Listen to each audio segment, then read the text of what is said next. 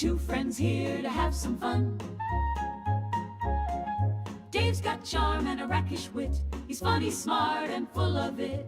Also, there's Paul. Toast to toast, we drink, we cheer. Coast to coast is what you'll hear. Laughs and sips and late night calls. Dave's the star. Don't forget Paul. Conspiracies and UFOs. Shadow men and ghostly woes. Dave unravels every thread. He'll crack you up with what he said. Also, there's Paul. Toast to toast, we drink, we cheer. Coast to coast is what you'll hear. Laughs and sips and late night calls. Dave's the star. Did you mention Paul? Aliens, cryptids, government lies. Pour another drink and theorize. Dave's the captain steering it all. Oh, also Paul.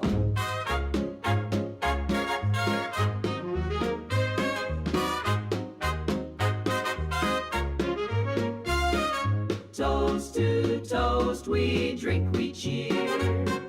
Coast to coast is what you'll hear. Laughs and sips and late night calls. Dave's the star. And there's Paul.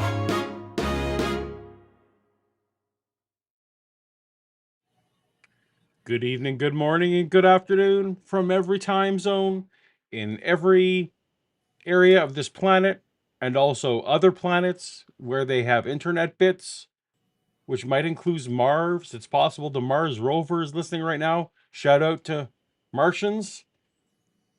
Welcome to another edition of Toast to Toast AM. Actually, yeah, it's Toast to Toast AM. So, welcome to our show. And joining me as always is my friend Dave. Hello, Paul. Hey, Hi, how's Dave. it going?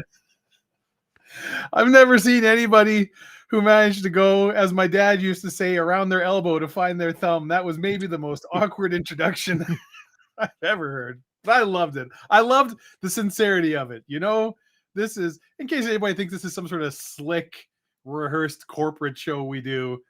Every week we're here to prove them to them. No, we're basically making this up as we go along. We don't know what's happening. Also, how are you, Paul? It's good to see you. We put a lot of work into this, Dave. Come That's on. right. Absolutely. Well, Actually, you do. You put a lot of work into it. I just kind of show up.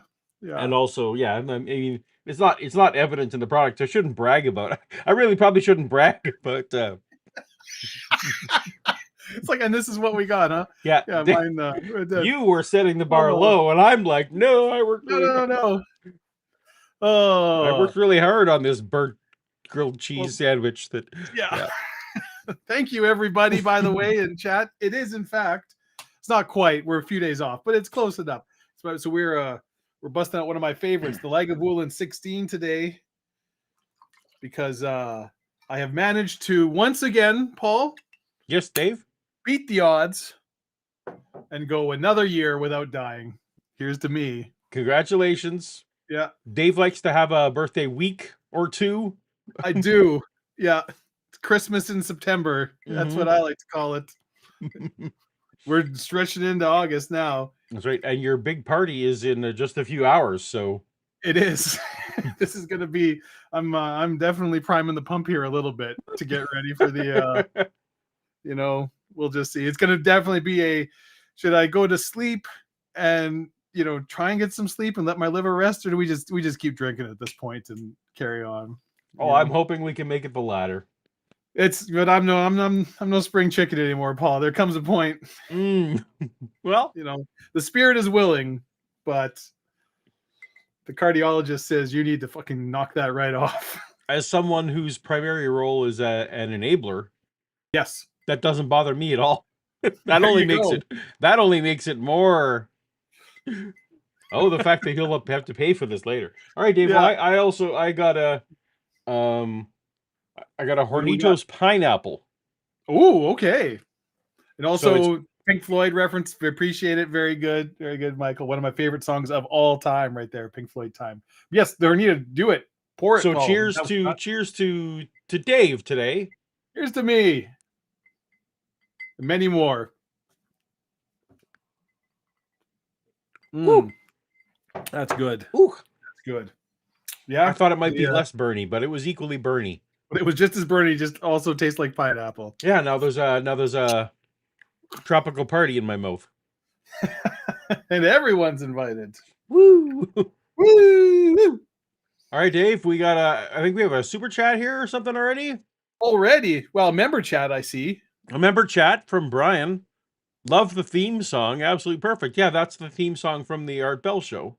Yeah, it's the song from Chase by Marauder. do. Yeah, so we think it is perfect because it's Up, everybody. perfect because that's how Art opened his show. That's how Art opened his show. So yeah, so thank you for the member chat. Just a reminder, we rely on, first of all, we rely on you guys being here because ultimately we do this show to hang out with you guys. Yes. Secondarily, we enjoy also having the power and the internet stay on. And they do not take internet dollars. No. There's not. If I call up the ISP and they say, "Hey, do you take the Bitcoin?" and they're like, "No, we don't take the Bitcoin." Just BS. That's right. The Illuminati keeping their stranglehold on everything. Currency. And so we do appreciate when people become members. Yes. Members can be part of the Black Box Club and all the various clubs and do things fun things in the chat. And also they can send member chats, but also super chats. We appreciate those. And when we deem them to be appropriate, and let's be fair, our bar is pretty low on that. Pretty low. Yeah. Don't advocate genocide or like that. And pretty much we're good. So as long as we deem, we reserve the right to, depending on which. Some of you are very creative, so we had to be anyway. Certain historical political parties we appreciate if you don't mention, exactly like that. Yeah. No. But look, it's great to hang with everybody. But before we get into full swing into the show, Dave, do we have a sponsor tonight? We do have a sponsor. It was kind of a late edition, but they're here. Okay. So, Paul, I really am tremendously excited to talk about this week's sponsor. I have to be honest with you. I've never had a lot of interest in today's sponsors previous to this week. Frankly, I found them pretentious, and if we're going to be really honest, boring. Like really boring. Just so boring, Paul.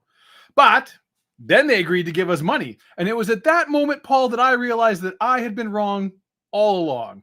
I had been short-sighted, led astray by the many beeps, boops, and flashing lights of the modern digital age. Foolish, Paul. I'd been so foolish. Fortunately for me, our sponsors tonight take the long view, and they were willing to wait and pay for me to come around to their point of view, which, as it turns out, is usually third-person perspective, because the sponsor of tonight's stream is books. That's right, Paul, books. You, Paul Enns, thought they were just for nerds and weenies and the other people you used to beat up in high school, didn't you? Well, you were wrong. It turns out that they are a wonderful source of both information and entertainment, Paul, conveniently contained in a handy, heavy, bulky, incredibly fragile, expensive to store, and difficult to move form. What fun! Now, if you, like me, are used to getting all of your information in the form of TikToks and Instagrams, then you will be shocked to know that it is possible to put more than 90 seconds of content into a single piece of media. But it is true. It is absolutely true. And you know what more, Paul? There is a book, it turns out, on basically anything. So let's say, for example, that you are a serious scholar on the origins of the beliefs that shape Western culture, as I am. Then I would highly recommend this book, Sound Like a Sailor, by Bruce McDonald, The Book of Nautical Expressions. So, for example, if you wanted to learn that blood money today means money paid to a victim's family by their killer for the loss, but originally it was a cash prize given by the British Admiralty for each enemy killed in sea battle. A related expression is the butcher's bill, which referred to how many had been killed or wounded aboard one's own ship after a fight at sea. Fascinating stuff. Everything you need to know right there. Let's say, though, hard science, academic research like this isn't your cup of tea. You want something a little more sensational, something a little fictionalized, maybe something that, the kids, it's fun. It's not a serious scholarship, but it's entertaining. Then you might want to check out God's Propaganda, a book by Kipe Davis, who apparently has a Bachelor of Science or I think a liberal arts degree. I'm not sure.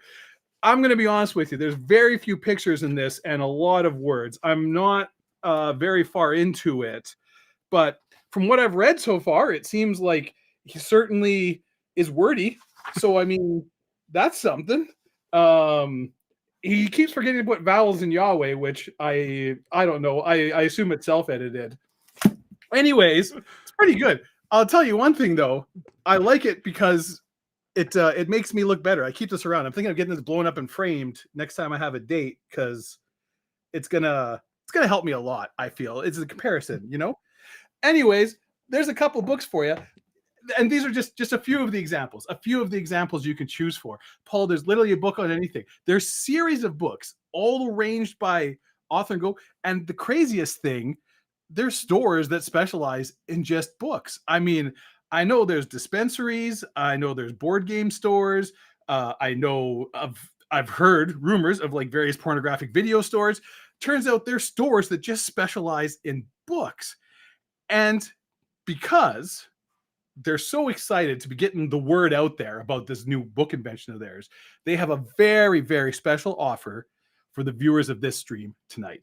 Anybody who uses the promo code Toast to Toast, that's TOAST, the number 2, TOAST, the next time they are buying a reference or literature of their choice, I think that's what you call them, will receive absolutely free, at positively no extra charge, an incredibly tiny but incredibly painful cut on the finger or thumb of their choice. What a value! How incredible! So do not walk, run, and then probably walk back because you'll be carrying a sack of heavy, heavy books with you to your local book distributor and get a book today. You'll be glad that you did. Books. Woo! Woo! Books. Now, I know I've seen the books. Yeah, probably in the hands of the nerds you were beating up in high school.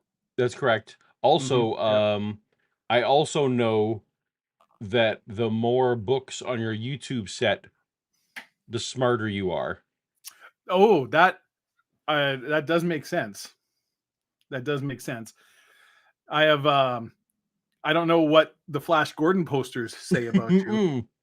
Fair enough. Or Big Trouble in Little China figures. Well, that just screams of good taste. That just screams of good taste. I got my good old little buddy Nandor the Relentless here. They're all going a D&D module left over from a game. Just toss that in the garbage. Now clear something up for me. I was told, that there are some bookstores, that you don't need money. That doesn't make any sense, Paul. That you go in and they have books and you just you just sign your name, and apparently they're so desperate for autographs or something, I don't know, that you just get to take the book home. And I mean, maybe in Soviet Russia, I don't know where you're getting these crazy ideas. So I laughed at the person who told me about this. A place you can go to and they will just let you take books out free? Yeah. Now, come on. No. They ask you to bring them back, apparently. Like they're like, hey, if you don't like the book, I think it's, if you don't like it, bring it back. Maybe it's a money back guarantee, but you didn't pay any money. So I don't know how that even works. Maybe it's just like you get a free trial before you buy the book. These must be free trials of books. They're probably scammers taking your credit card up front, hoping you forget. And then they sign you up to some kind of book of the Yeah. month club or I something. bet it was. You probably heard about this from, and I hate to say it, but like your mom or grandma, one of those. It's probably one of them things preying on the seniors, and Right. it's frankly, it's shameful. It's shameful. Well, that let's Sully the name of our good sponsors who are No, that's clearly nothing to do with books. That's No. nothing to do with books. clearly their books in fact are so popular that people can use them as incentive to scam you. Mm-hmm. That's how popular books are. That makes sense because everybody wants to get one. Yeah. Well, I up until this point didn't know what you were doing. You're gonna have to give me some lessons on. You were doing this kind of action where you were making you were making different parts of the text Oh be in front of your face. It's pretty. It really, like, it took me a little while to get used to it, but once you get the hang of it, how do you scroll? You just you lick your finger and you just put it there and you just kind of flip. You flip the page over that way, and then you get a new page. Yeah, that's very realistic animation on the page flip. It's really good. Yeah, and you can just go back to any page you've read at any time. What's the resolution on, you think, on one of those pages? Like 300 dpi? I'd say roughly a million. A million? Yeah, I wow. think so. That's, I mean, so you're talking about a very high resolution PDF here. Yeah, no matter how close I get it, it's like that's clean. That's sharp. Amazing. Okay, it's pretty cool. And you know, I assume it's solar or something. Like there's no batteries in this. Wow. It's pretty good. I did mention the heaviness and fragility, though, right? Like I guess that's the downside. I would say you're gonna want to be careful. You know, you don't want to accidentally put this through the wash, but that's you know, used to. You don't want to get it too close to any fires.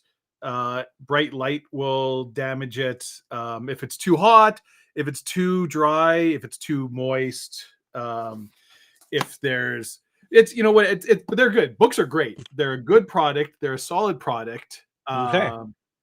And I think everybody, so for example, could go to Amazon.com and buy this book, God's Propaganda, you know, by, again, Kuyp Davies, anytime they want to, and own that book. Yeah. It's my understanding. I know a guy named Kip Davis. What, but I'm under good authority that he's written no books. No, he is a snowboarder, and so it wouldn't be. So this is obviously a very different person. All right. Well, we have some super chats. Oh my goodness! Look at them. We have member chat, or no, super chat. Yes, from my unfinished studio. Hail Paul and Dave, and Hail Books. Yeah. Hail Books. Hail Books. Was there a promo code? Did I mess? It must be. Yeah, it was toast. Yeah. It was how you perfect. got good. Tiny, very small, but very. Oh, that's right. That's right. I get the. Yeah. Right. And then we have Timothy Harmon. We are waiting for Paul's magnum opus on the minimal witnesses theory. Yeah. Yes. I'm. So is Paul. I'm over 120,000 words in, Dave. That's a lot of words. I know. That's a lot of words. I know. It's like maybe some of those words will have to go. It's not your job. It's your job to put them in. It's the editor's job to take some of them out. We have Calacia 789 sent 10 Paulogia Live gift memberships. Oh my goodness. So yeah, Calacia's just making it rain. A number of people now will be able to join the Black Box Club. And that number is 10. And that number is 10. That's right.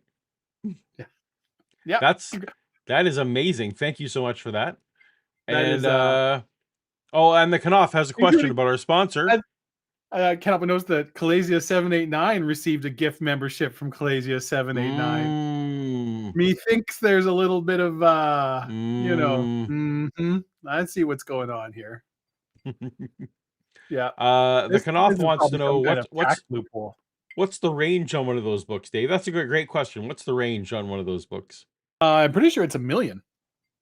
Oh, yeah, 1 million distance units. It's about that. Yeah. Amazing. You know, I didn't like take it out into the park and check, but it's pretty far. Yeah. Great.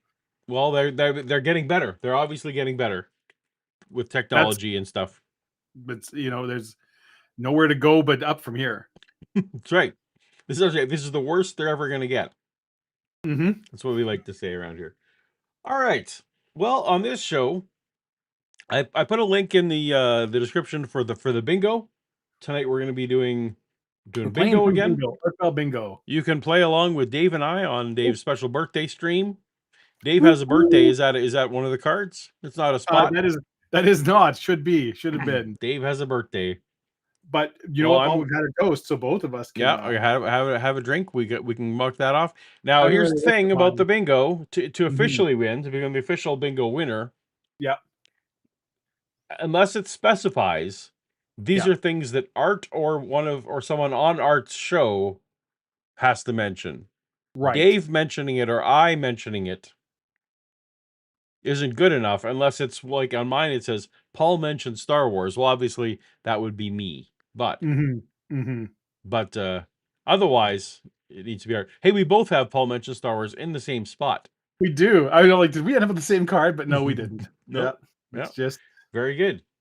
All right, so Dave and I'll be playing along, and as a part of our friendly and lovable competition. And you maybe heard me mention that Art Bell, we haven't introduced the show on Toast to Toast AM. Ostensibly, we are here to listen to old Art Bell shows. He had a radio show in the 90s and aughts. Yeah. Where people would call, guests would come on and discuss their outside of mainstream interests. That's right. Yeah, the things they don't talk about on NBC News. That's right. Exactly. Yeah. So tonight, you and I have both listened to very little of this, but we saw the description. We thought it was going to be great. So there will be a guest on. I don't remember his name. Oh boy, that's a good question. What is his name? Fred something, maybe? No, it's not Fred. See, this is putting the lie to us putting work and research into this. Yeah. But it's my understanding, Dave, from the summary, that he's in a bit of a pickle as he starts the show. Robert Morningsky. Robert Morningsky, right? Yes. Not Robert California from The Office, but Robert Morningsky. And as I understand it, he's in a bit of a pickle as the show begins, because he knows too much, Dave. Like what happens to the best of people, the more you know, the more dangerous you are. That's why they say ignorance is bliss, Paul. Right. That's why maybe you shouldn't read one of those books, but well, I can read the Kip one. That's fine. That's right. No one's gonna hurt you for that. Yeah. Yeah. I guess for reference, we can say too, this was July of 1996 is when. Very good. Okay. Was originally, yeah. So nearly 10 years ago. That's right. All right. Here we go. Art, and you're hearing it along with us. About Robert Morningsky. There was a hit-and-run accident. Put the word accident unquote. Ooh. And for a time, Mr. Morningsky went into hiding. For all I know, he's still in hiding now. He sent first a fax regarding that, then this announcement. Ladies and gentlemen, for just over 1 year, I've had the honor and the privilege. I just want to say this is probably the earliest someone could check off. Art gets a fax. If anyone has that, we are like 30. Yeah. We are 37 seconds in, and Art got a fax. So got a fax. Yep. You can mark that down if that's on your card. Not on mine. To share the story of my grandfather's rescue of a star being. I've also had the extraordinary good fortune to be able to share some of my own research with you. Research that reveals a dark past, a hidden history of planet Earth, an unspoken and deliberately suppressed truth. Through the power structure of the UFO community, though it's resisted us, I am extremely proud of the response that you, the average citizen, have shown me. I've always believed the average man and woman knows they have been lied to throughout their lives. I believe that every one of us is also aware that there's more to life than work, taxes, patriotism, and guilt. I thank you for embracing my suggestion that man... There's more to life than work, taxes, patriotism, and guilt. Doesn't make sense. Are you... has been... Oh, sorry. Are you... I'm... In my head, this is the guest sent Art this fax, right? Yes. Yes. Okay. Yeah. That art, and then he liked it and got in contact Yeah. with us. Very good. Very good. Timothy Harmon with the super chat. Thank you so much. I wonder if this guy knows Mel.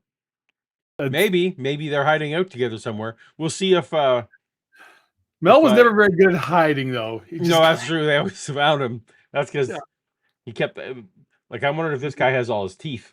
Robert Morningstar.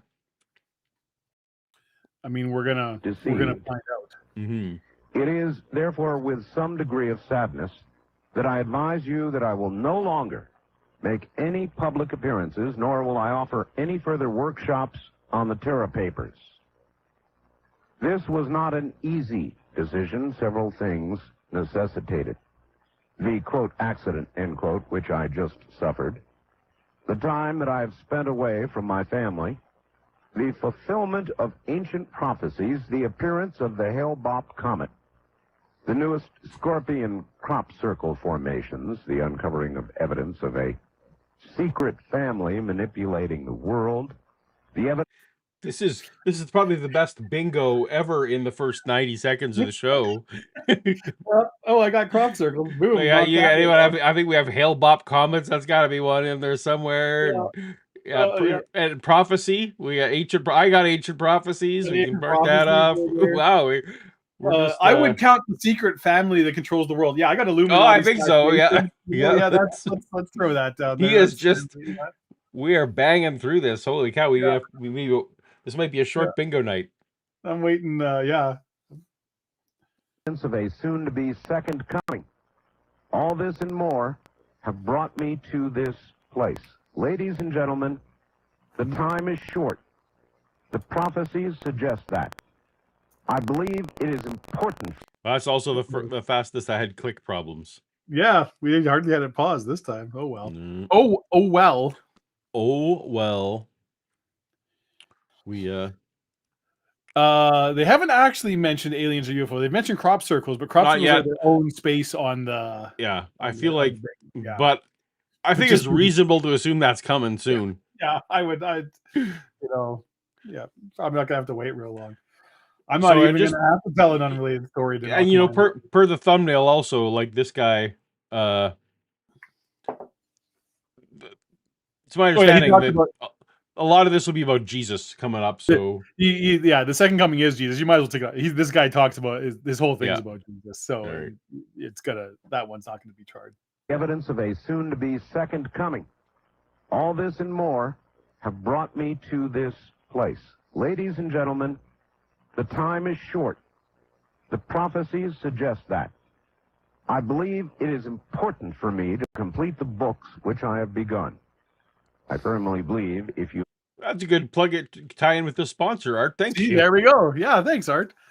And also, anybody who has Knights Templar on their bingo card, which is out there somewhere, they're gonna get. Yeah, you're in for a good night. Yeah. Time to be worthy, then you will be astounded at what is to come. I hope you will understand and continue to support my work. Thank you, Robert Morningsky. And that was the, I believe, essence of the most recent announcement. Would that be true? Welcome to the program, Robert. Thank you. Thank you very much, Art. Is that roughly accurate? Yeah. Yes, it is. It's right on the button. I'm not going to be out in the public eye anymore. It's a situation that I just simply can't handle. My family and I are just too concerned about. I gotta get out of the public eye. Let me go on the most listened to AM radio show of the times. As opposed to whatever lectures or yeah, right. Who knows? I'm getting out of the public eye. Let me go on the biggest media to announce it. Perfect. What's going on? So it was, as you said, a very difficult position for us, but that's where we stand. We're just not going to go back out into the public eye anymore. Okay, Robert, are you in hiding now? I wouldn't call it in hiding. I suppose some people who have known me in the last year and a half and have known the thousands of miles that we've traveled may depict it as such. No, I don't want to portray it in that fashion. I just want to be tucked away and to be able to finish the work that we began, to finish out some of the things that we promised we would do, and try to remain out of harm's way. And I know that may sound paranoid, but... Well, no, it actually does not. It does not, Robert, because something has happened to you now. I know you don't want to discuss it a lot, but I've got to ask some questions. You were involved in a hit-and-run accident. Tell me about the accident itself, rather than right now discussing the intent or motivation or whatever it was. Tell me about the accident itself. Well, I was in early June. I was preparing for the gathering of elders at the Star Knowledge Conference in South Dakota. And I reside out in the hot Arizona desert, and I normally go running quite late in the evening because it's cooler. And I actually seldom exceed 2 blocks from where I actually reside.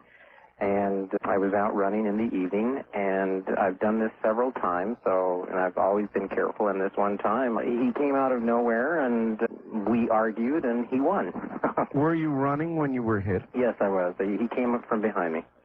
Did he have his lights on? No. No lights? No. Obviously, had he struck you head-on, I'll ask, but I would assume that had he struck you head-on and actually run over you in the classic way we imagine it, you wouldn't be here talking with me. Was it a glancing blow, or how were you hit? Well, I was running actually on the side of the road, and I don't want to... Is there a classic way to get hit by a car, Dave? I mean, classic. Head on. classic car hit right there. Almost stereotypical. It's been done. Yeah. If Be anything, imaginative. Come on. yeah, come on. Sound like I'm What's your shooting favorite my... way to hit someone with your car, Paul? To hit someone or to be hit? To hit. If you're not just going to do the classic car hit, Right. where presumably you just run your car into someone. I like a good side swipe. I like a good with the front fender. You're kind of... To me, I like, you just missed them, but then out comes the door. You catch them with the door, right? You got the very good. safe, but there, no, you're not. Yeah. Also, when if I need any plausible deniability, the backup is always a good one. Right. Yeah. Oh, I'm sorry, I slowly ran you over. I didn't see you there.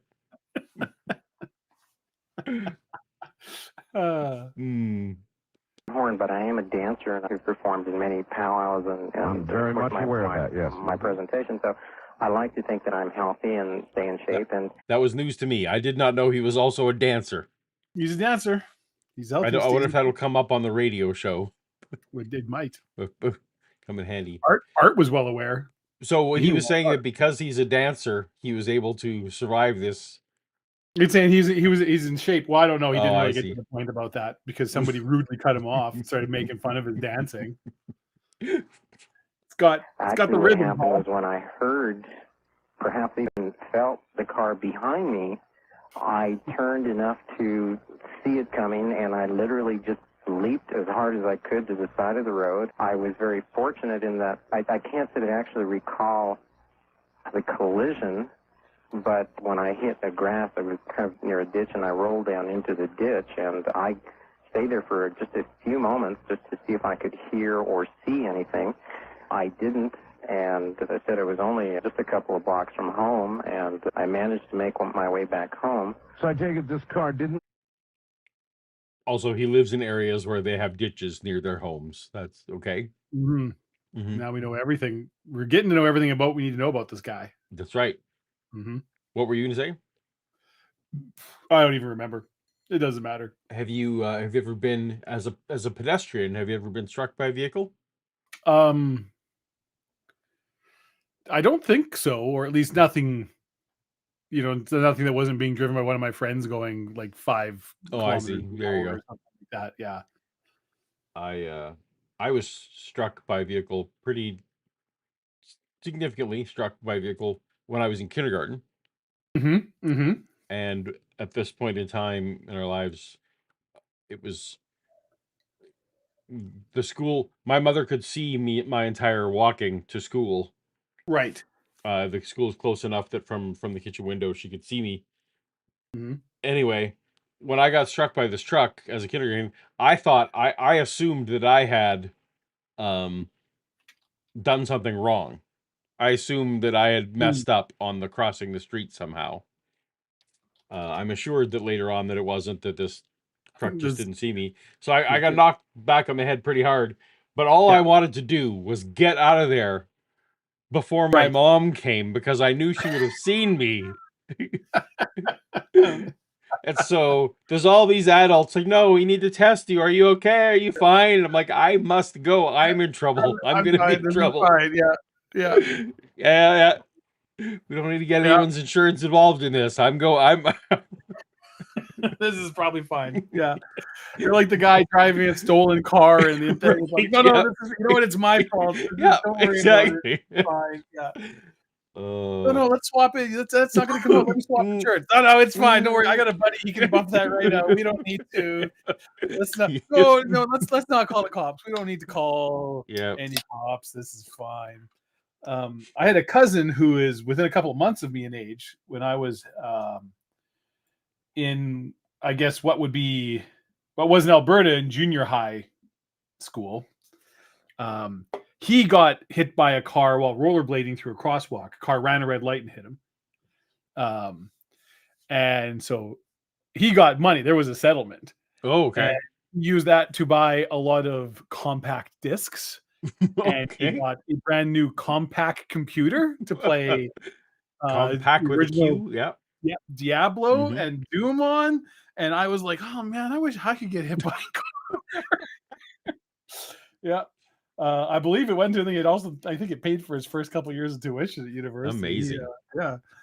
Haven't we done well? Look at you with all your And it's not like, he was fine, once he learned to walk again. It's great. And then he got to play Doom all the time for basically free. It's unbelievable. Yeah. Well, maybe that's why this guy's retiring. Maybe that's why Richard here is Robert big cash settlement. That's Robert Morningsky. Slow, didn't stop. No, there was no horn. There were no lights. There was again, I don't know how it got behind me. It just was there, and the next thing you know, I was a combination of my I guess out of sheer panic or reaction, I jumped to the side. And, sure. What time of night was this?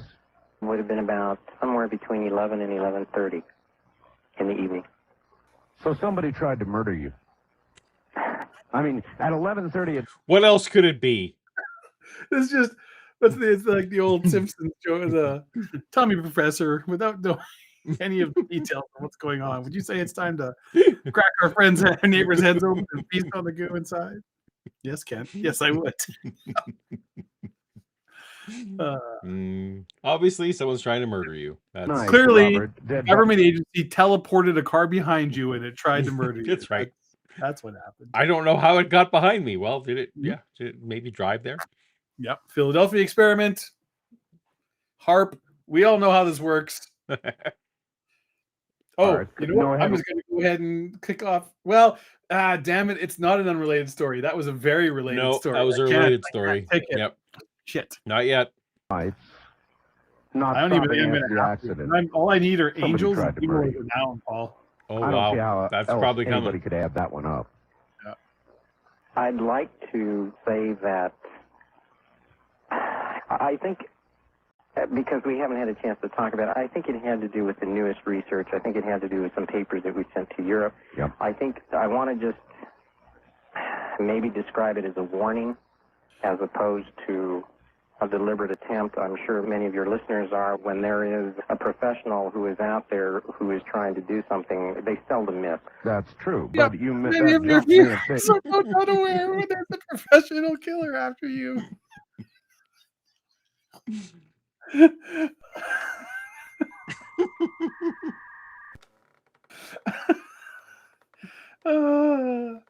As many of your viewers have probably seen in Mhm. the compelling documentary, The A-Team, Mm. there are some very dangerous people, and sadly, B.A. Baracus was not available to help me. Mhm. Though he Yeah. was active at the time. Mm-hmm. Mhm. Mm-hmm. Yeah.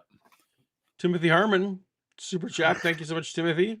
Maybe they wanted to knock his teeth out and steal his belt buckle. Yeah, see, that's what I think. See, no, that's I still, you know what, we're gonna. I think we got to listen to Mel's Hole Mm. again. I think there's still more. A Mel's Hole rewatch. You know, it's Yep. like the Highlander. You can watch it again and again, It's Paul, and true. it's just as fun every time. Yeah. Have we talked about You're it? What right. do you And think of the fact they're remaking the Highlander? My general philosophy on remakes, Mm-hmm. generally I kind of roll my eyes at well, you're not doing that budget could be going to something new and cool. Yeah. Generally. But on the flip side, I have come to the position of roughly that, well, the original will always exist. Yeah. There is nothing that this new Highlander can do that is worse than Highlander 2, No. right? Like, I mean, this, I'll honestly be impressed if they do. like, We'll say that. my Yeah. beloved Highlander has already Mhm. withstood the worst possible Yeah. follow-up in its name that could be done. Yeah. Sorry, Michael Ironside. But Wasn't so his fault. anyway, and I love. I mean, they seem to be very passionate about it. Henry Cavill is going to be great. Mm-hmm. Dave Bautista, who will be starring in my film Afterburn, or the film based on my thing Afterburn, is moving on to be the Kurgan. Yep. Karen Gillan, I think, was added to the cast this week. Yep. Who I could- always I'm a big fan of hers. I think she's done some very and good I stuff. feel like Yep. she could play a convincing Scottish person more than on account of her what's- being Scottish. that's right, more than Yeah. what's his face from the original. Yeah. Yeah. Yeah. So The anyway, one opposite Sean Connery, who played a Spaniard who was an Egyptian. that's right. Like, you Yeah, think so you just- that will be played Alright, by anyway. I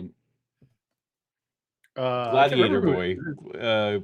Russell Crowe. Russell Crowe. Yes. Yeah. He's Now playing they've one. already played father and son in Yeah. the Man of Steel, but this is Ramirez and Connor are not father son, so I guess that's not No, not. but there's a They've- mentor-student relationship. They've worked together before. Anyway, so my feeling is I'm excited. If it's terrible, the original still exists. If it's good, then someone's finally done a good high budget Highlander. So Yes.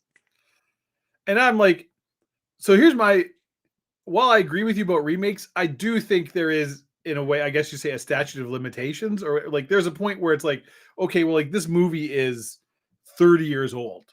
Yeah. There's a generation or two that have have not or do not know this movie.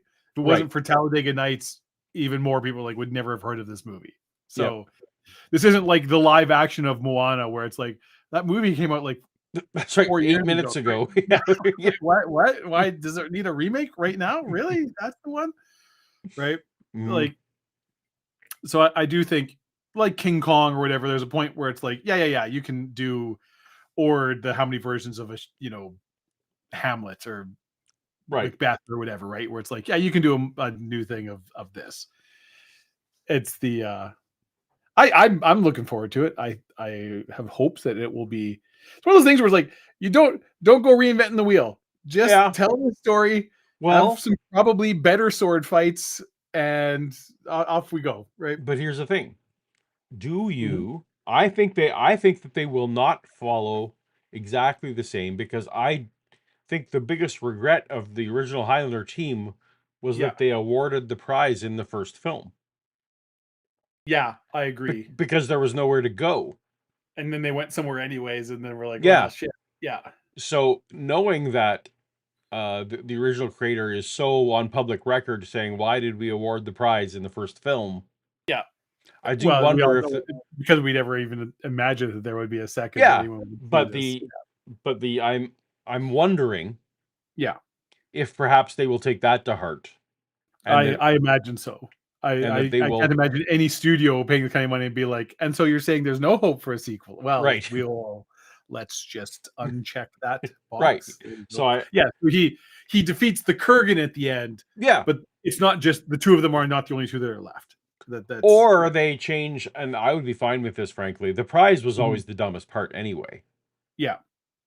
The prize didn't need to be there. All it needed to be was that you are inextricably drawn to combat. Yeah. Like there can be only one is a cool slogan, and that's cool. All they needed was the title. They didn't Yeah. also need because it didn't seem like many of them actually cared about like infinite knowledge. It was Great. always Like, great, so refined, even in later yeah, things. Like they never really like, what is this actually? Right. Like exactly. So even just the idea of being like, you're the only immortal with immortal bank accounts and stuff, and it'd just be like, you yeah. probably have an inordinate amount of influence, and yeah.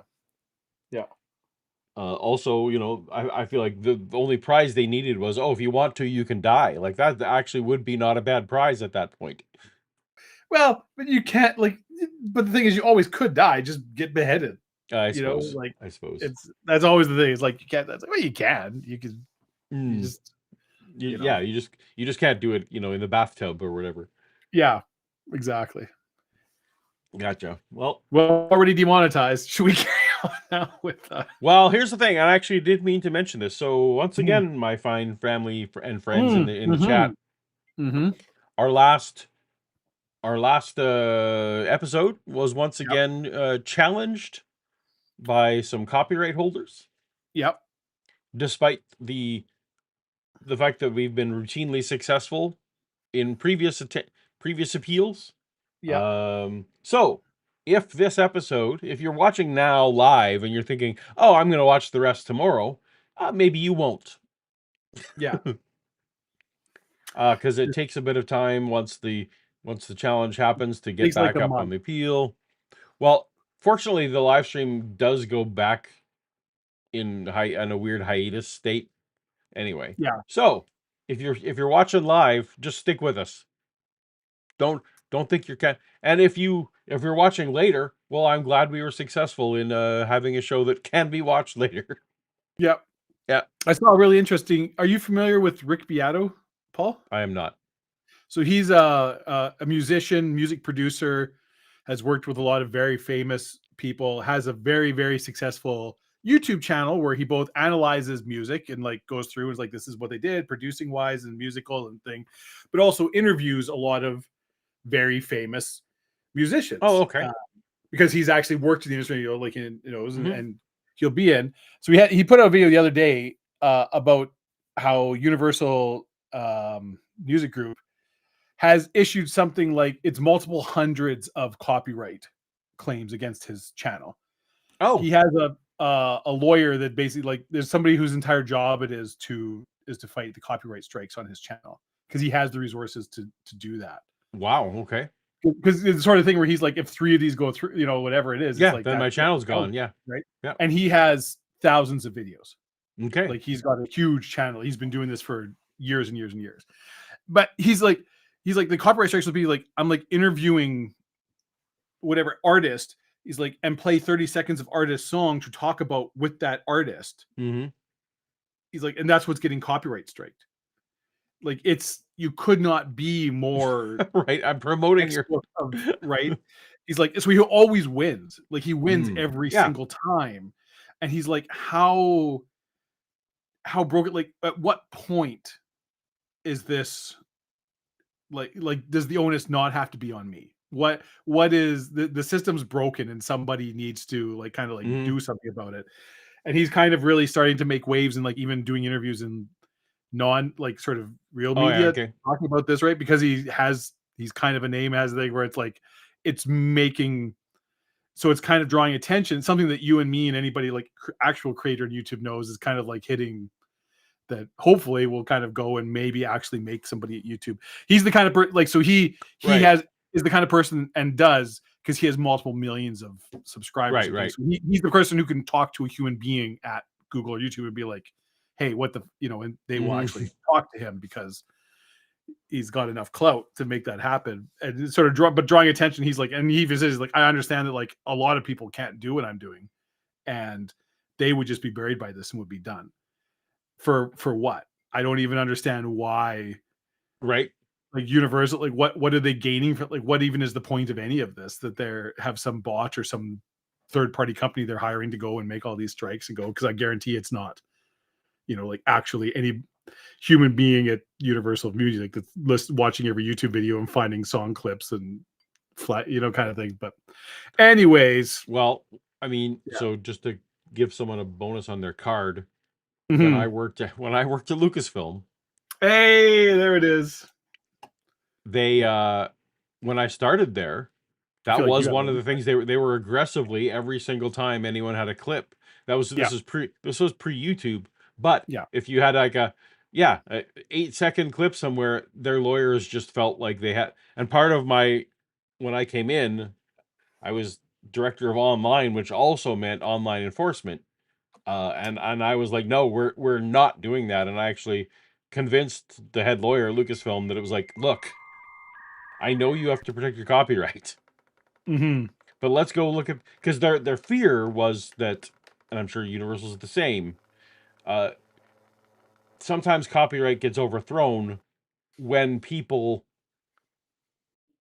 when you, I guess it's the thing, if you don't defend your copyright, then it kind of, then the court actually kind of says, well, you haven't been defending it, so. Although my client was, I have seen, again, this is now my YouTube video research. I'm a vaccine mom, but I have seen copyright lawyers have videos on YouTube basically saying like, that is a myth. That's sort of a myth. Like, well, this was the thing. Yeah, everybody believes.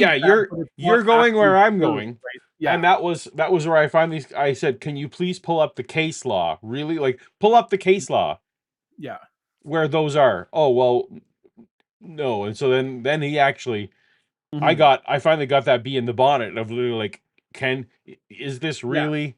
Is this like really a thing? I said, we're just like, just because you don't press charges on somebody for stealing $10 from you, that's right, doesn't mean that if somebody steals 10,000, the court won't be like, well, you sure didn't care when they stole the $10, so obviously you don't care about money.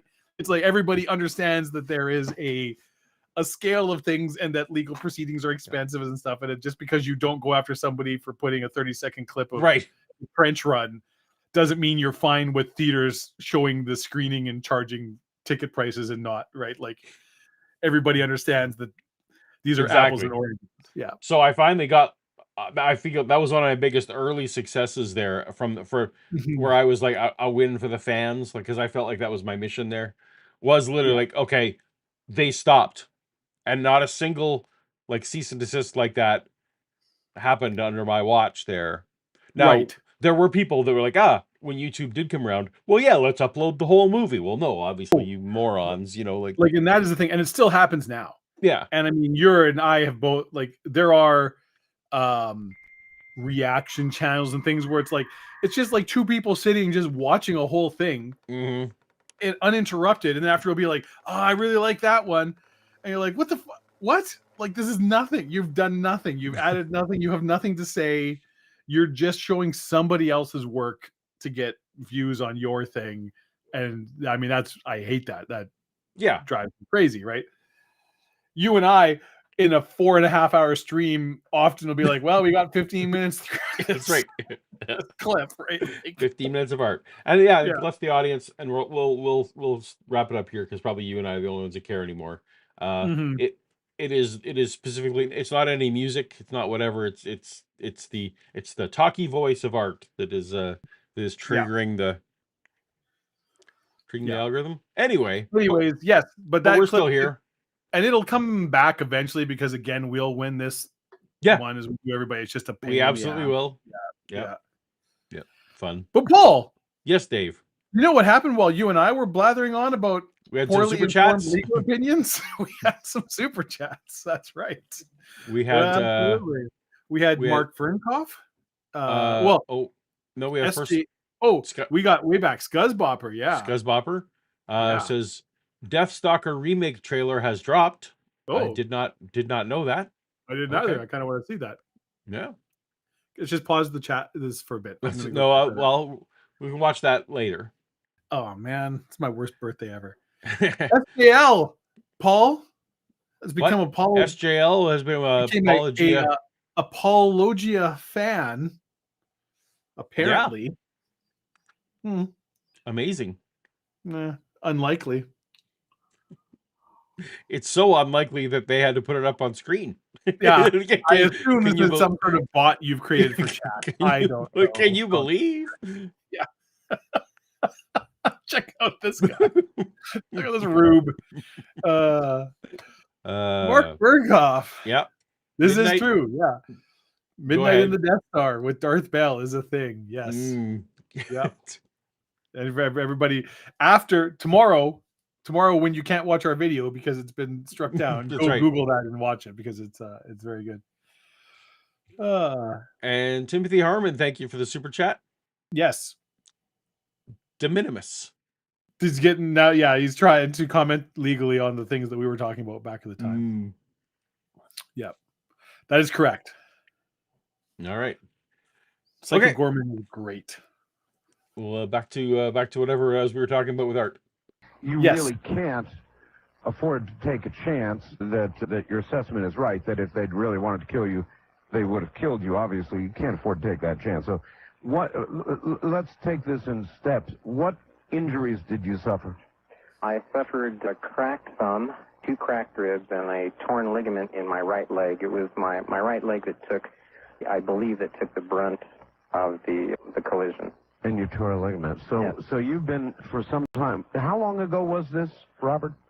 You know, the most interesting thing, it happened on June the 6th. June 6th.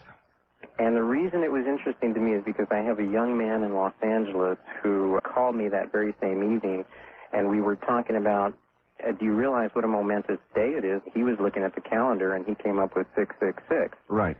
And I thought, well, that's interesting. Let's see what happens today. And wouldn't you know? I mean, I assume. Yeah, like is that a was it so June 6th? June 6th, 1996. That's a bit of a stretch. Okay. Yeah. Yep. What an interesting. I got a lot of calls about 666 on that day. So you're right. For you, anyway, it certainly was a very momentous day. And so after this occurred, or immediately afterward, you couldn't have known. I mean, you must have assumed at least the possibility that somebody was trying to kill you. So what did you do? Did you gather your family and get the hell out of Dodge? Did you go to the hospital? Did you lay low for a while? What's the deal? I did exactly, as you started out. I got my family and I said, okay, well, we just can't take a chance here. So where I used to live, where I used to reside, I'm no longer there. And we called a private physician, someone that I've known for years, and I said, look, I'm pretty sure I can get through the night. We moved the family essentially to safety, and I went to go see him in the morning. He encouraged me, of course, to file a police report, but it's like, what's the point? What am I going to do here?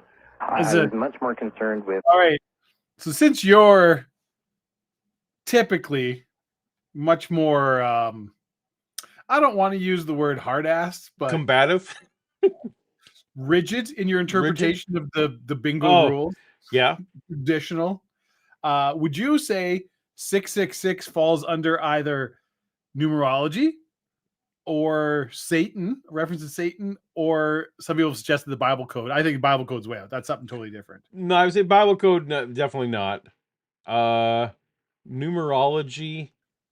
I mean, it kind of does fall under numerology. You know what? I would say certain numbers are significant and have meanings. And I would say, especially the way Art, said, well, lots of people called that night. Mm-hmm. Like, it wasn't a casual mention of 666, ha ha ha, or something, right? Like, sometimes you get that. No. Yeah, I would say numerology. I don't think Satan, though. Like, Mark of the Beast. Numerology, though? Well, I mean, it's one. Yes. Okay. We'll give that to people there. I think numerology, but not Satan. What do you think? You okay with that? I agree with that. Yeah. All right. I agree. Mostly because I don't have Satan on my bingo card. My answer might change. Yeah. If it did. Yeah. Staying out of the picture, keeping my family together, and if in fact, it happened as I think it happened, that it was a deliberate warning, I'd like to look at it that way as opposed to a deliberate attempt to take me out. Let's just look at it as a warning, and we need to think about what we're going to do next. And so, What do you interpret the warning to be? Okay, this is a warning. This is serious. You continue down the path you're going, and next time we won't miss. right, Yeah. right. So even at this moment, while you say you're not exactly in hiding, you're not exactly announcing where you are. Oh, absolutely. either. That's correct. That's correct. We have an office number that people can reach us and pass on information, but I'm keeping my whereabouts just essentially quiet. I just would like the time to consider what I want to do in the future. As a matter of fact, I got to tell you that I only started answering phone calls today, and you were the first one we took. So I got to say, your timing is quite miraculous. They say timing is everything. I guess so. All right. He did not mention whether there actually was a second call, though. Not Art, you were important. the first one we got. Okay. Yeah,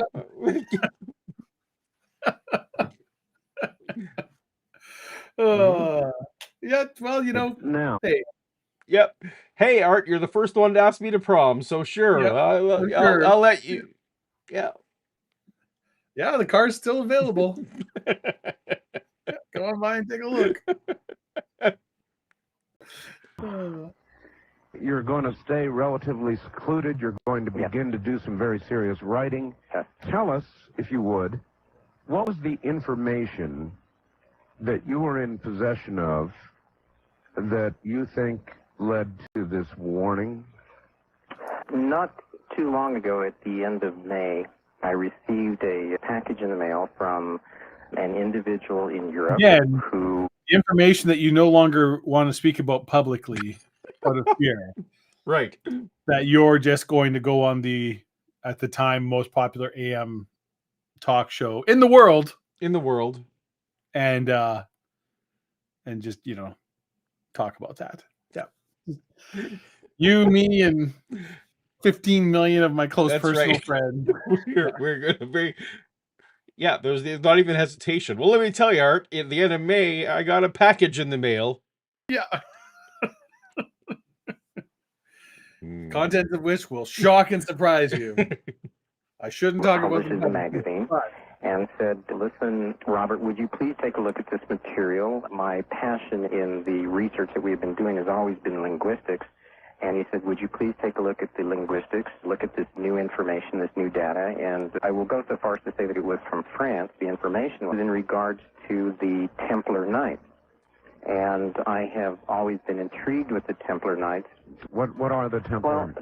The Templar Knights were a group that were essentially formed in roughly 1200 AD and created to protect pilgrims in the Holy Land. These were heroic knights. Warrior monk knights is how they identified themselves.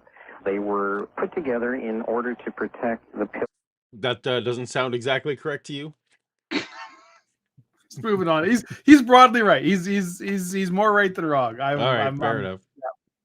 Yeah. Pilgrims from bandits and robbers, etc., when they were on their pilgrimage to Jerusalem, to the Holy Land. They were very, very well received because, in fact, they did just that. They protected the pilgrims. They were an order that dedicated themselves to the Holy Mother Mary. In less than 10 years, the entirety of Europe welcomed them with open arms, gave them land, castles, money. Okay, so I did remember that, right? So one of the things when I heard about this was them protecting Jesus or whatever, like when in the description that they had on the Coast to Coast website. But I was like, aren't the Templar Knights, aren't they defenders of Mary? I vaguely remembered something about that. And Art just seems to, or one of them just seems to have affirmed that they swore allegiance to Mary. I actually don't know. Okay. That their oath was to Mary. Yeah. Yeah, that was a vague, weird thing that I think has come up in some apologetics videos or whatever. Anyway, that doesn't mean now. Obviously, if you're swore an oath to Mary and Mary's son shows up, yeah, that would hold some sway for sure. But while you're doing your research, I noticed not in a book. not in the book. Is he? This is Paul. You're really Calling you out here. Yeah, Yeah. come on. Yeah, You're making us look bad in front of the Make us sponsors. look bad. I mean, the Knight Templar. I have no idea how accurate. I'd have to dig in to do real. Well, that's like things, but in this, it looks like their vows are sworn to Christ. Oh, okay. To protect the gospel, protect the weak, truth, blah blah blah. The various things the Knights stand for. Well, I may be misinformed. This is like quick Google research. So I don't absolutely trust this at all. But it may be like a Dan Brown situation where there's like a common misconception about them, and both the guest and I have fallen prey to this misconception. Yeah. You never know. I know a lot more about their ending than I do about their origin. Well, this is I think this is where you're wrong, Dave. I think what we were just about to learn was that there was no ending. There is no ending, and they're very much active. Yeah. So we're all wrong here. Yeah. Yes. And they became a very, very powerful force. After a short time, they left the Holy Land and began to establish themselves in France, where they suddenly seemed to have turned on the very oaths that they had taken. For example, in pledging themselves to the Holy Mother Mary, suddenly they're accused of doing things like spitting on the cross and trampling on it, denying the validity of the authority of the church. Essentially, it seemed as if they were contradicting the very basic premise that they had. They were seen as rebellious. He said it was like the 12. This is the 1200s he's talking about. Yeah. Well, they started in like 11. I can't remember what 1160 or something like that, Okay. but they existed for hundreds of years. So before the Protestant Reformation is all I guess I wanted to. Yes. So this wouldn't be some weird Catholic Protestant fight at this point. No, because Protestant Reformation is like the 1500s. So 200 years later.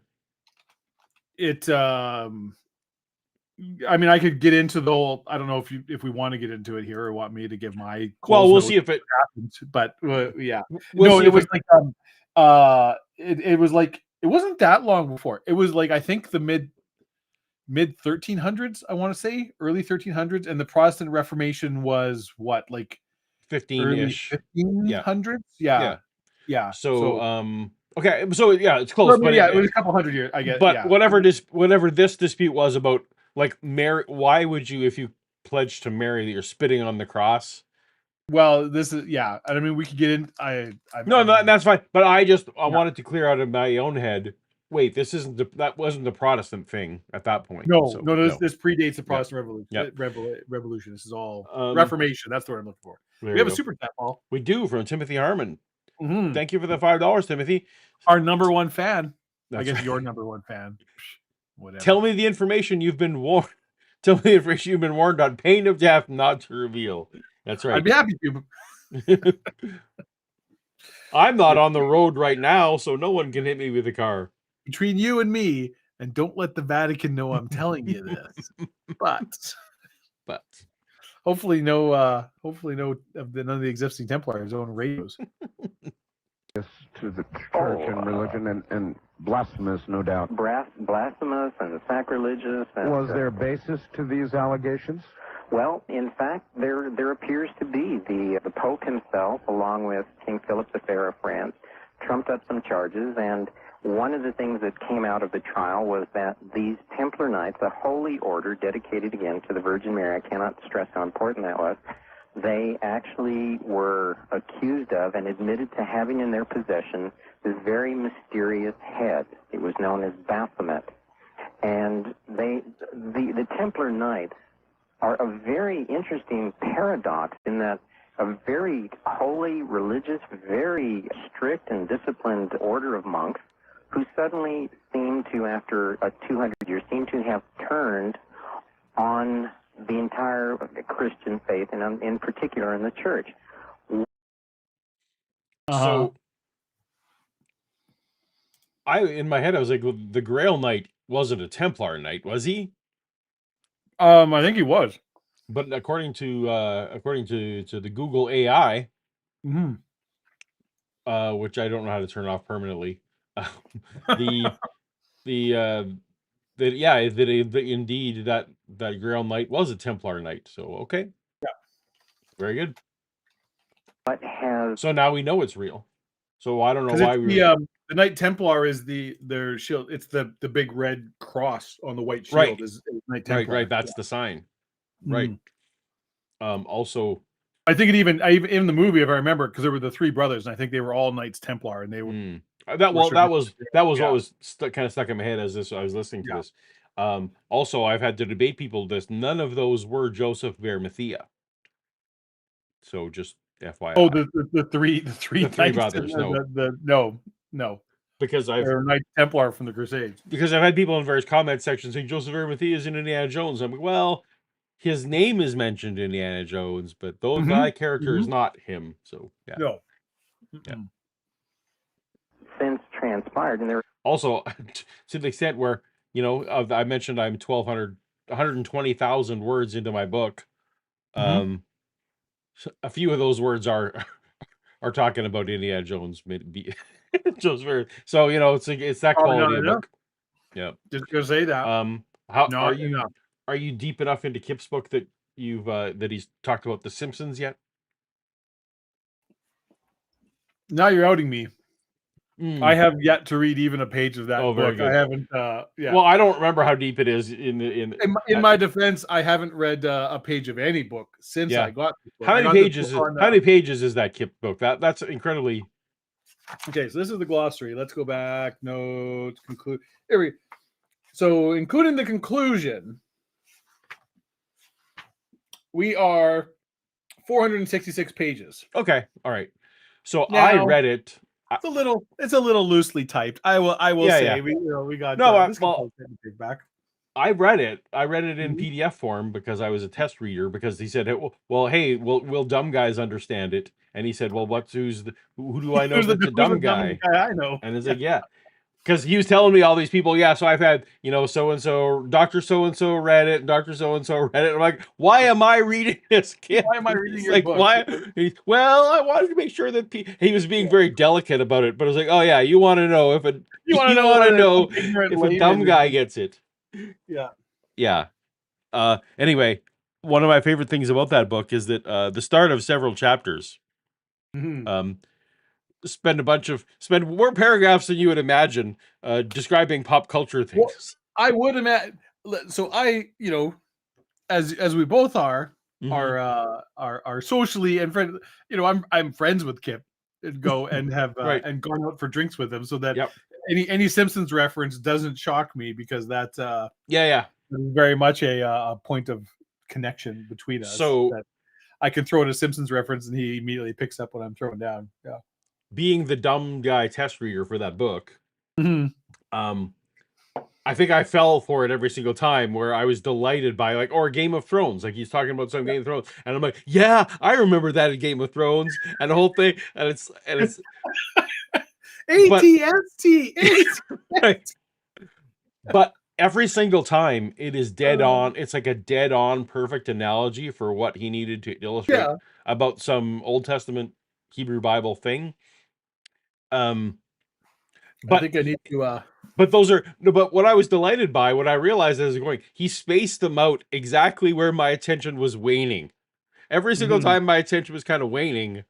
Oh, here's a thing about the Dukes of Hazzard. Oh, neat. Well, it wasn't that Dukes of Hazzard wasn't in there. There's Walking Dead, there's Game of Thrones, there's a bunch of Simpsons ones. Anyway. Yeah. Fun. Yep. There's a reference authors to who Nate Melton's various Norwegian metal songs. Yep. I should see if Kip's planning to do an audiobook. Maybe I need to He is. roll an admission tape. Yeah. He is presently, if he's not completed, he's working on it. Well, there we go. He's narrating himself, which I think is the way to go. Oh, well, don't need this anymore then. Sucker. Sucker. You can't send back a book. Dang it. And Too I've heavy. got to give a lot of credit to Agent Lee and Lincoln, gentlemen who wrote Holy Blood, Holy Grail, Messianic Legacy. They researched it, and they discovered that apparently the Templar Knights were very well aware and seemed to have some sort of documented evidence that showed that, and well, here we go with your readers, or your listeners, I'm sure some will get upset, but there was documentary evidence that Jesus did not in fact die on the cross, but that he survived. And apparently what the Templar Knights were doing were... Okay. Yep. Okay. He's not wrong. But I will say that the documentary evidence for that, do you know what it is, Dave? I don't. That's fine. That's fine. The documentary evidence for that is the Quran. Oh, okay. The Quran was the first group out there that in written form put, now may have people arguing on the street corners, whatever, but they were the first ones that said, no, he didn't even die on the cross. Yeah. And that was around, what, the Quran was like 500, 600 AD. Yeah. Yeah. Which So they would absolutely have had access to. no, they would have absolutely, but I just laugh because a crusade, the evidence for that is your sworn enemies there, Knight Templars. But okay, cool, neat. Mm-hmm. Yeah. having the truth that Jesus was still alive. And in fact, let's add some more logs to the fire. Jesus was married and had children. The children fled. Well, that they got from Dan Brown. Yeah. Yeah. And I mean, that's that's all there's. I want to say, is it the Gospel of Judas? There's a apocryphal like it's very old. That theory is very, very old. Oh yes, that also is, but I mean pre-medieval times, but not in like the living memory times of like people who would have known Jesus. But, no, but it's hundreds of years after. Yeah, but it'd be like a lot of those came around like the 400, 500 AD, right? So yeah, but the idea is like, well, there's documents proof. It's like, well, okay, there's been like eyewitness it accounts might be the Gospel of Mary Magdalene too. I forget. That you know what? I think you might be right. Actually, I think you're right. Yeah. Which they didn't actually find a relatively full copy until like the 60s, I think. I have no idea. Like there were fragments, but anyway. Yeah. But yeah, the idea that Jesus didn't die on the cross, that would not have been new. No, not at all. No. Anything or 12, right? This wasn't something. Yeah, it was at least a 600 or 700-year-old idea at that point. So. And that in essence, there was an entire line, a lineage descended from Jesus living in France. I will say the Quran doesn't say that Jesus had any kids, because that would have been verboten for them too. So that would that's a Dan Brown invention. It predates Dan Brown. No, sorry. But it's from the fruit of like whatever line of research that he was doing was that. Yeah.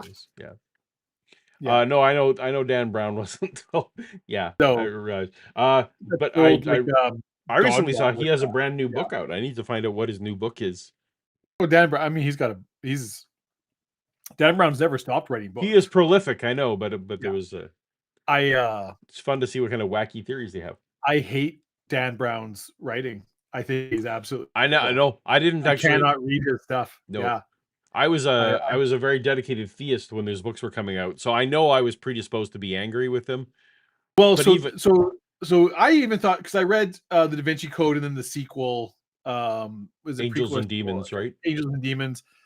Because I'm like, maybe I'm just not, and then I hated them both. I hated them deeply. So I'm like, maybe I'm not giving him a fair shake because of this. So then I read his. He has one about NASA burying. I think it's evidence. I can't remember what it's called, but it's like NASA burying evidence of aliens. Similar. So very much not touching on themes of religion or whatever. Yep. And it's like I fucking hate this book. Like this guy is just absolute garbage. His characters are garbage. His plots are garbage. Like this is bad writing. And so that's the last Dan Brown book I've ever read, because I'm just like, this is terrible. I could go on at length about what is deep flaws in Dan Brown stuff, but it's not just the religious themes. Like, no, he just sucks. Like these are just bad writing. He just managed to, with one of his books, hit like a kind of cultural zeitgeist and tap into a thing, and they made a Tom Hanks movie from it, and off you go. But That's right. it's not good. It's not good at all. Not good. I discovered this. I can tell you firsthand that you don't have to be a good writer to have someone make a movie out of your thing. Yeah, like, I mean, I don't think you're going to see a lot of literary critics saying Twilight is, like a well-crafted. But I will, in my opinion, Twilight is a better written story than the Da Vinci Code. The characters in Twilight are more fleshed out and believable, and have more totally would. This is how a human being would react. I haven't read Twilight, but I saw the movie, and yes, even from the movie, I would agree with that. Like, people aren't just. Oh my god! Like, all the people are just like, this is the thing I am, and that's it. Like, that's all I am about, is just whatever the thing is. Have no other thoughts. I am the Undertaker. I am the religious zealot. I'm the religious zealot. And every conversation, every line of dialogue I have is 100%. Like, it's just me screaming religion, and it's just like, not even the most fervent zealot is like this. Nobody is like this. Nobody is 100% like just one thing all the time in every situation. Yeah, I'm just whatever one guy that whatever it. That's it. I'm not going to talk about Dad Brown anymore tonight. We're done. They had pledged themselves to the Holy Mother, Mary, and in fact began to defend this lineage from Jesus. This in turn then prompted them to say, okay, wait a minute. If he lived from Jesus? What was Jesus trying to do to Jesus? Because I guess Jesus is alive in this, so Jesus is out to kill his own kids. So he was trying to kill his brothers? No, it's his children. To Jesus' own children he was trying to kill? Jesus had kids and then tried to kill his own kids. The descendants or the lineage, his own lineage. Okay. Yes. I thought maybe Scions, is that what in Dogma and everything? Scions, that's what they call them. Yeah. The descendants of Jesus, right? It's been a long time since I've seen Dogma, but they bring it up there, right? Oh, right. Oh, you're right. Yes. I actually saw Dogma in the last 12 months. Still Kevin Smith's best movie. And finally back, so it came out in theaters again this year because he finally got the rights back after it's been in limbo for like 15 years, whatever.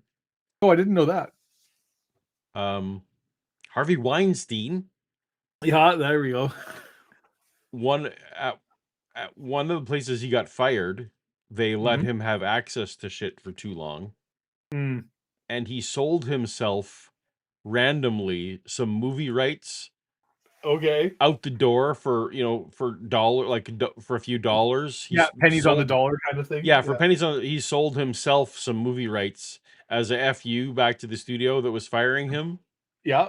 And in that collection was Dogma. Okay. Yep. So he's been sitting in jail, sitting on the rights to Dogma.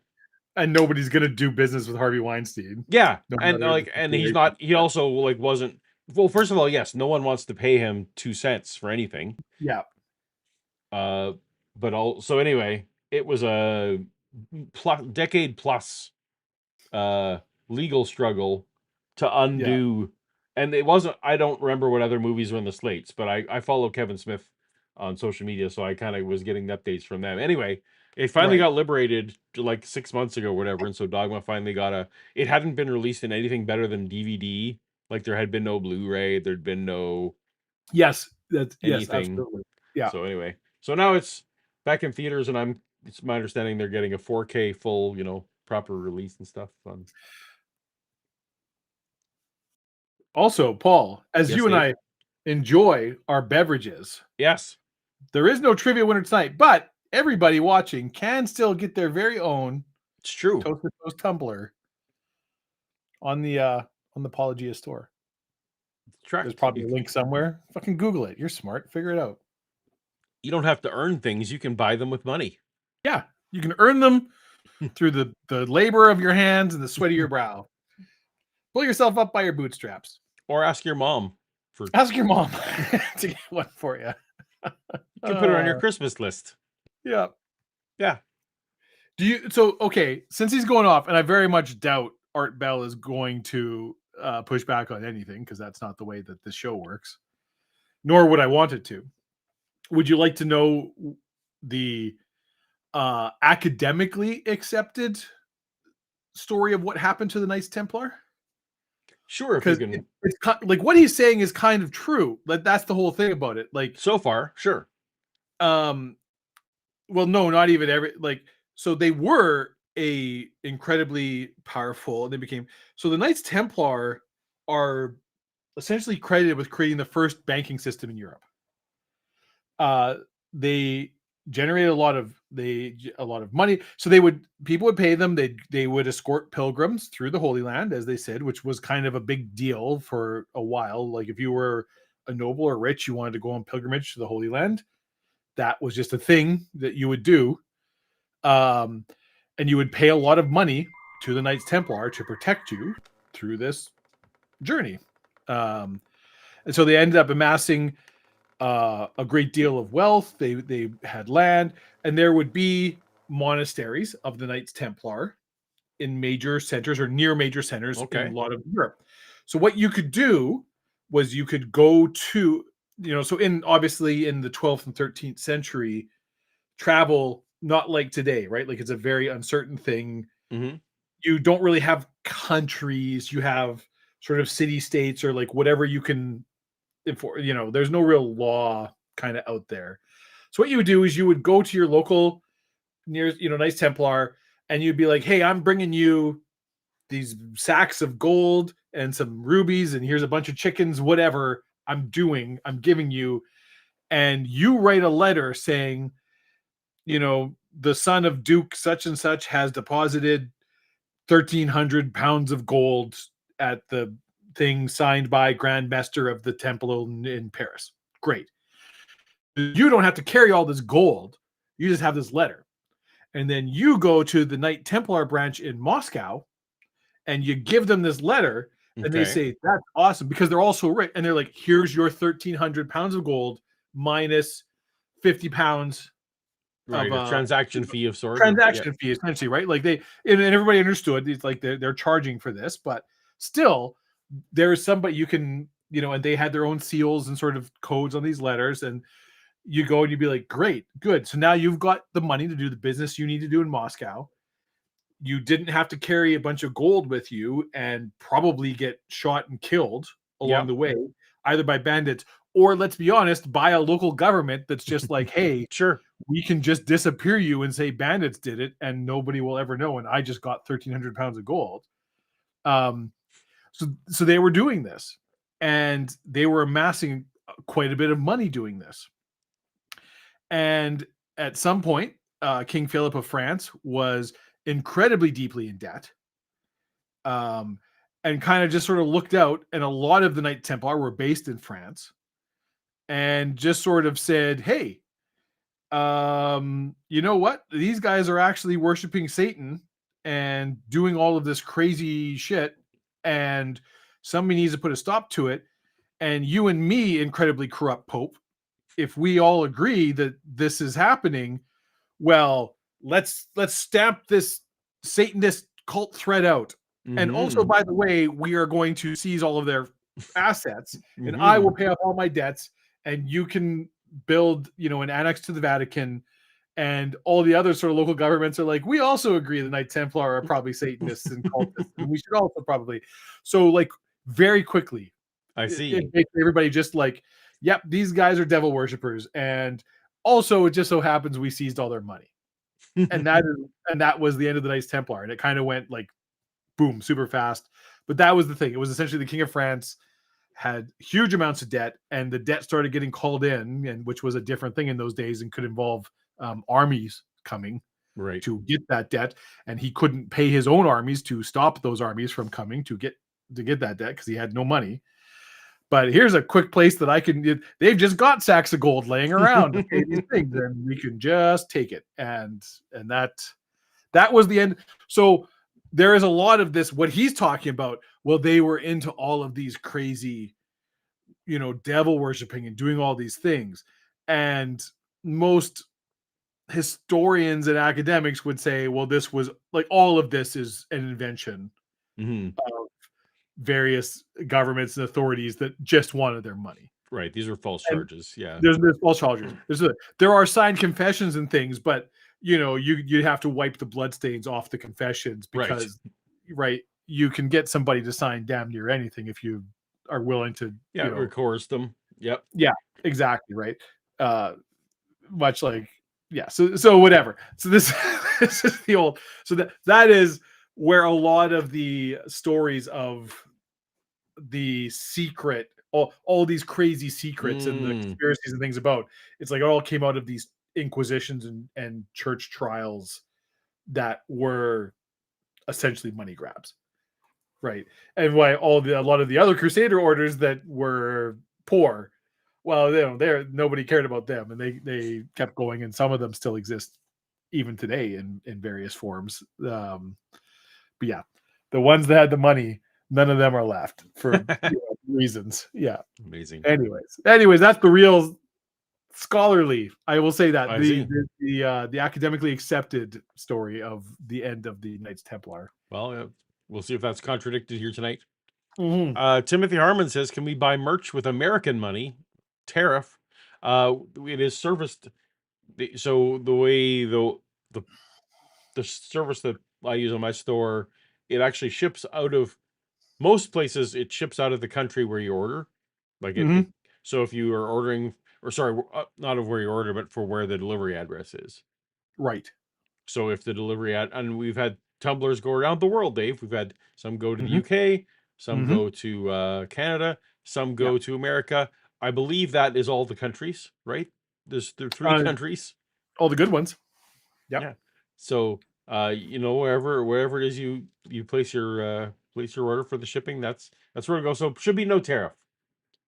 Also, you can probably use your Knights Templar money. They accept gold. They don't That's accept right. Bitcoin, but they accept gold. And he has descendants.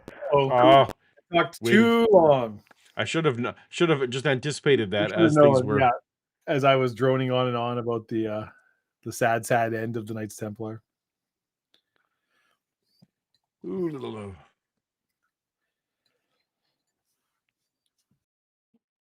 Oh, Candy, you can only find that in the Vatican's secret archives. Holy Mother, Mary, and in fact began to defend this lineage from Jesus. This in turn then prompted them to say, okay, wait a minute, if he lived and he has descendants, who better to sit on the throne and head up the church than a descendant? This then, of course, gives them reason to turn and deny the church, to deny the cross, because in fact Jesus didn't die. And so I'm getting the picture. Right. So the Templar Knights, and again, there is documented evidence. There are historical records that not just I, but several other people have been able to dig up that show that there was a line descended from Jesus, alive and well in France, and that the Templar Knights were aware of it.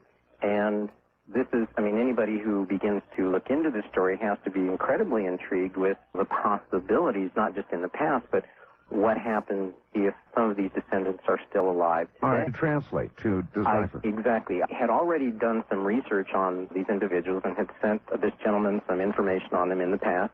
And he said, look, I have some new information. Take a look at it. And I did. And by going through a linguistic analysis and tying it in with some of the pieces that we had here, I was extremely excited. I was beyond myself because one of the things that had always plagued me about these Templar Knights was this very curious, this very mysterious head that they were supposed to possess. It was a bearded head, according to most. And it had always bothered me. It's one of those puzzles that sticks. I'm sorry, what? The head of Baphomet, this bearded head. They just where did they have a bearded head?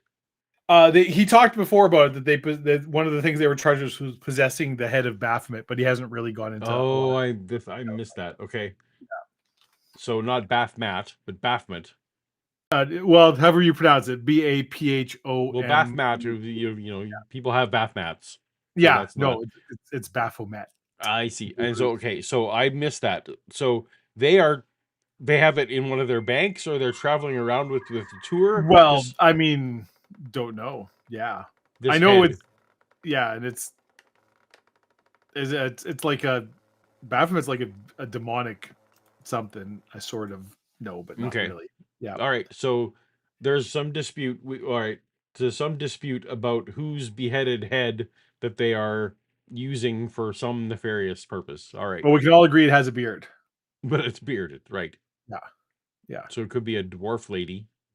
We got some super chats. We do. We have David Gilmas, Glines. Glines, Yep. Frank Glines, Baby Mel Zoll checking in. Baby Melzol. I hope we didn't wake you, Baby Mel Zoll. I mean, but you're lucky if we did, because then you get to That's right. experience all of this.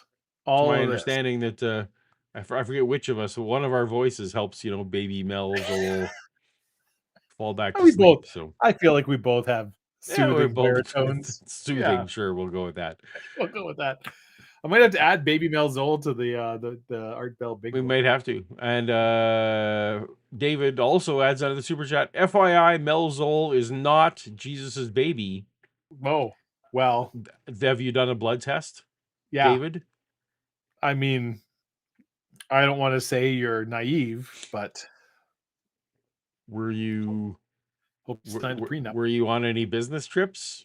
Yeah. Sort of 9 months before baby was born? Yeah. Because Jesus wasn't immaculate at all. Jesus will swoop right in there. He'll swoop right in there. He's a real cad. That's right. He thought Zeus was bad with his swans and showers of gold. That's right. Jesus, he'll just show up. If you're making toast, he'll just show up. He's like, I noticed, whose face is that on your toast there? Yep. Next thing you know, it's wham bam, new scion. That's right.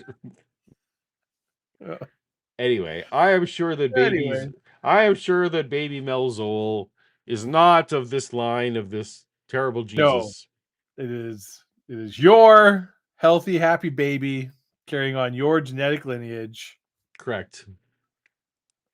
In the normal way that babies do. Mm-hmm. With you, and it just won't let go, and it won't let go, and I had known about. But is it not possible?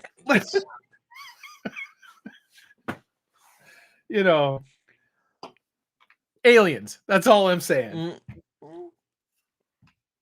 Talk to Mary. That's all I'm saying. Talk to Mary. Is it not possible? And this new information allowed me to linguistically break down in French, in Latin, and in the Egyptian the identity of this mysterious head. My guest is Robert Morningsky. Anyways, I don't want to interrupt him. Now he's getting into it. What does Egypt have to do with any of this? Well, they're going to. Oh, but I have Egypt on my card, so. Oh, damn it! Well, you tick it off. Yeah. Yeah. I got Egypt on my card. I have Egypt on my card. All right. All right. Back now to Robert Morningsky. Robert, all right, we've been talking about the Templar Knights, which I understand has some connection, loose or otherwise, some say, to the Freemasons. Is that correct?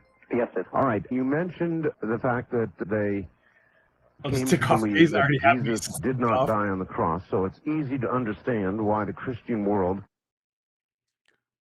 We got super chats, and we got super chats. We got member stuff going down here. Oh my goodness! People, Mapleson. We've had people are just gifted members to your channel, right. Left, right, and center. So thank you, Maple Sun. You must be son of Maple, which we appreciate. What are your thoughts on Maple, Paul? As a Canadian, I'm obliged to like maple. I don't like the way you phrase that. So here's the thing. I like maple in many, many forms. Yeah. I had maple tea earlier. I like maple in many forms. I'm not a big fan of the syrup. Really? Like the actual thing that maple actually is. Yeah. So like you're having pancakes or waffles. I prefer like a Rogers.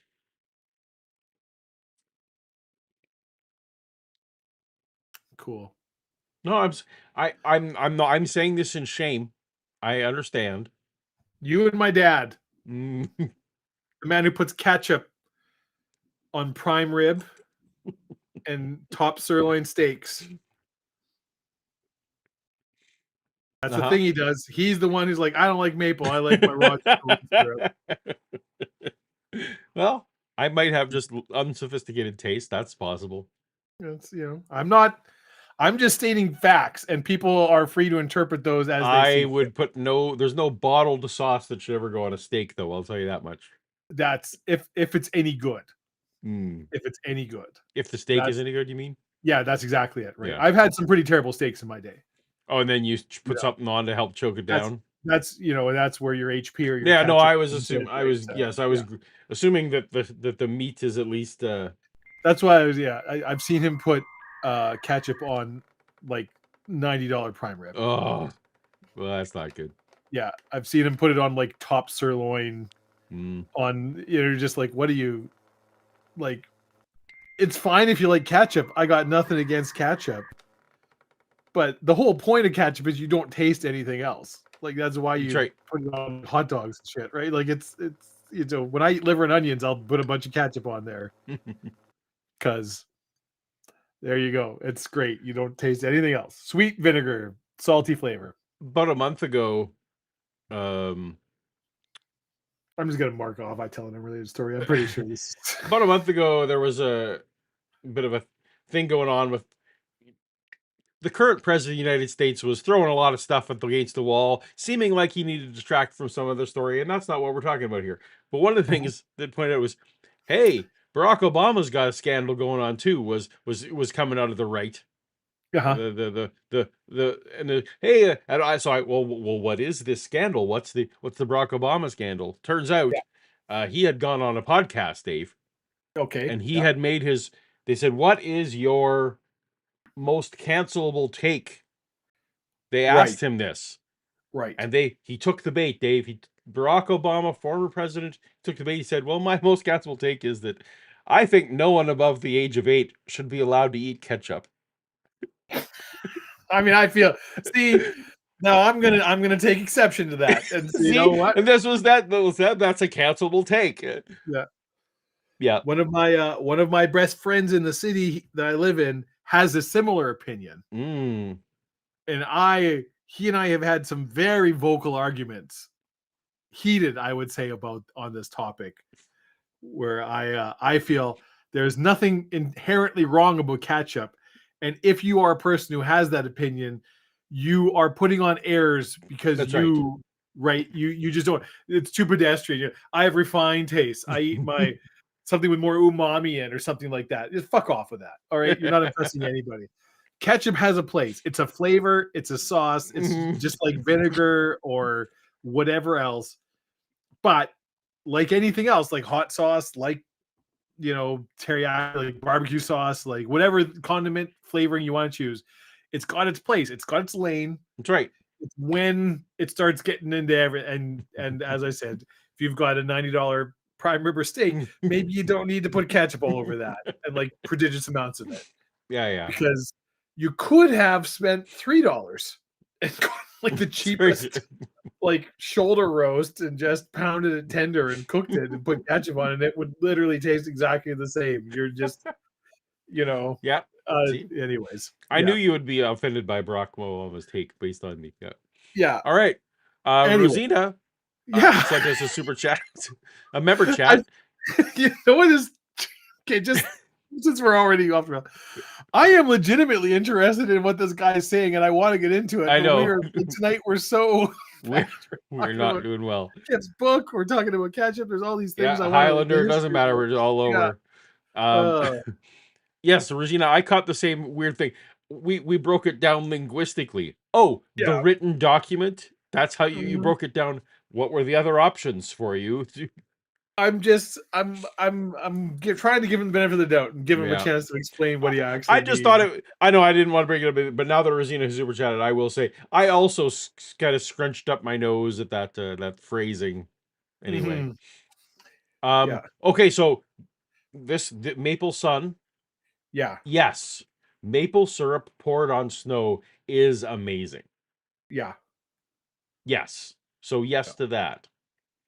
But I feel like the syrup, it freezes and hardens at that point, and it's not in its traditional like syrup form. Especially if it's like have you ever been to like an actual maple syrup? Yeah, so I have harvested. I've made. I've boiled and done all the things. When you get that and just pour it on fresh Yeah. snow, Yeah. my God, like No, I know. it's one of those things. Like in my opinion, like fresh corn on the cob, Mm-hmm. just roasted in the husk. Yep. Maybe a little salt, maybe even not. It's one of the best foods you can eat, and it's just like you don't need to do a bunch of stuff to it. Like it's so fucking good just as. And like I said, like the actual maple, you know, we have maple sap. We've boiled. We've done this. We made it. We're pouring on fresh snow. It's so good, so good, right? Like Yeah. No, I'm you, a million% in. Absolutely. And you just revoked my Canadian card if I was not. But yeah. but not on pancakes, huh? You're No, so I'm not gonna complain. I'm not gonna like, hey, what's I'm not gonna not put it on if that's the only I know, syrup right? that's there. It's like you and everybody who was in the depression because you couldn't get That's right. better things and you had your pails of it. Yeah. You're fine. That's great. Yeah. Mhm. Yep. But if Rogers is also there, then that's what I'm going for. The Depression era syrup that became very popular and was sold in pails. Mhm. That's the one that you choose to enjoy. Maple coffee That you table. choose to enjoy. That's what I'm saying. That's right, because all of us just decide what our preferences are. That is how that goes.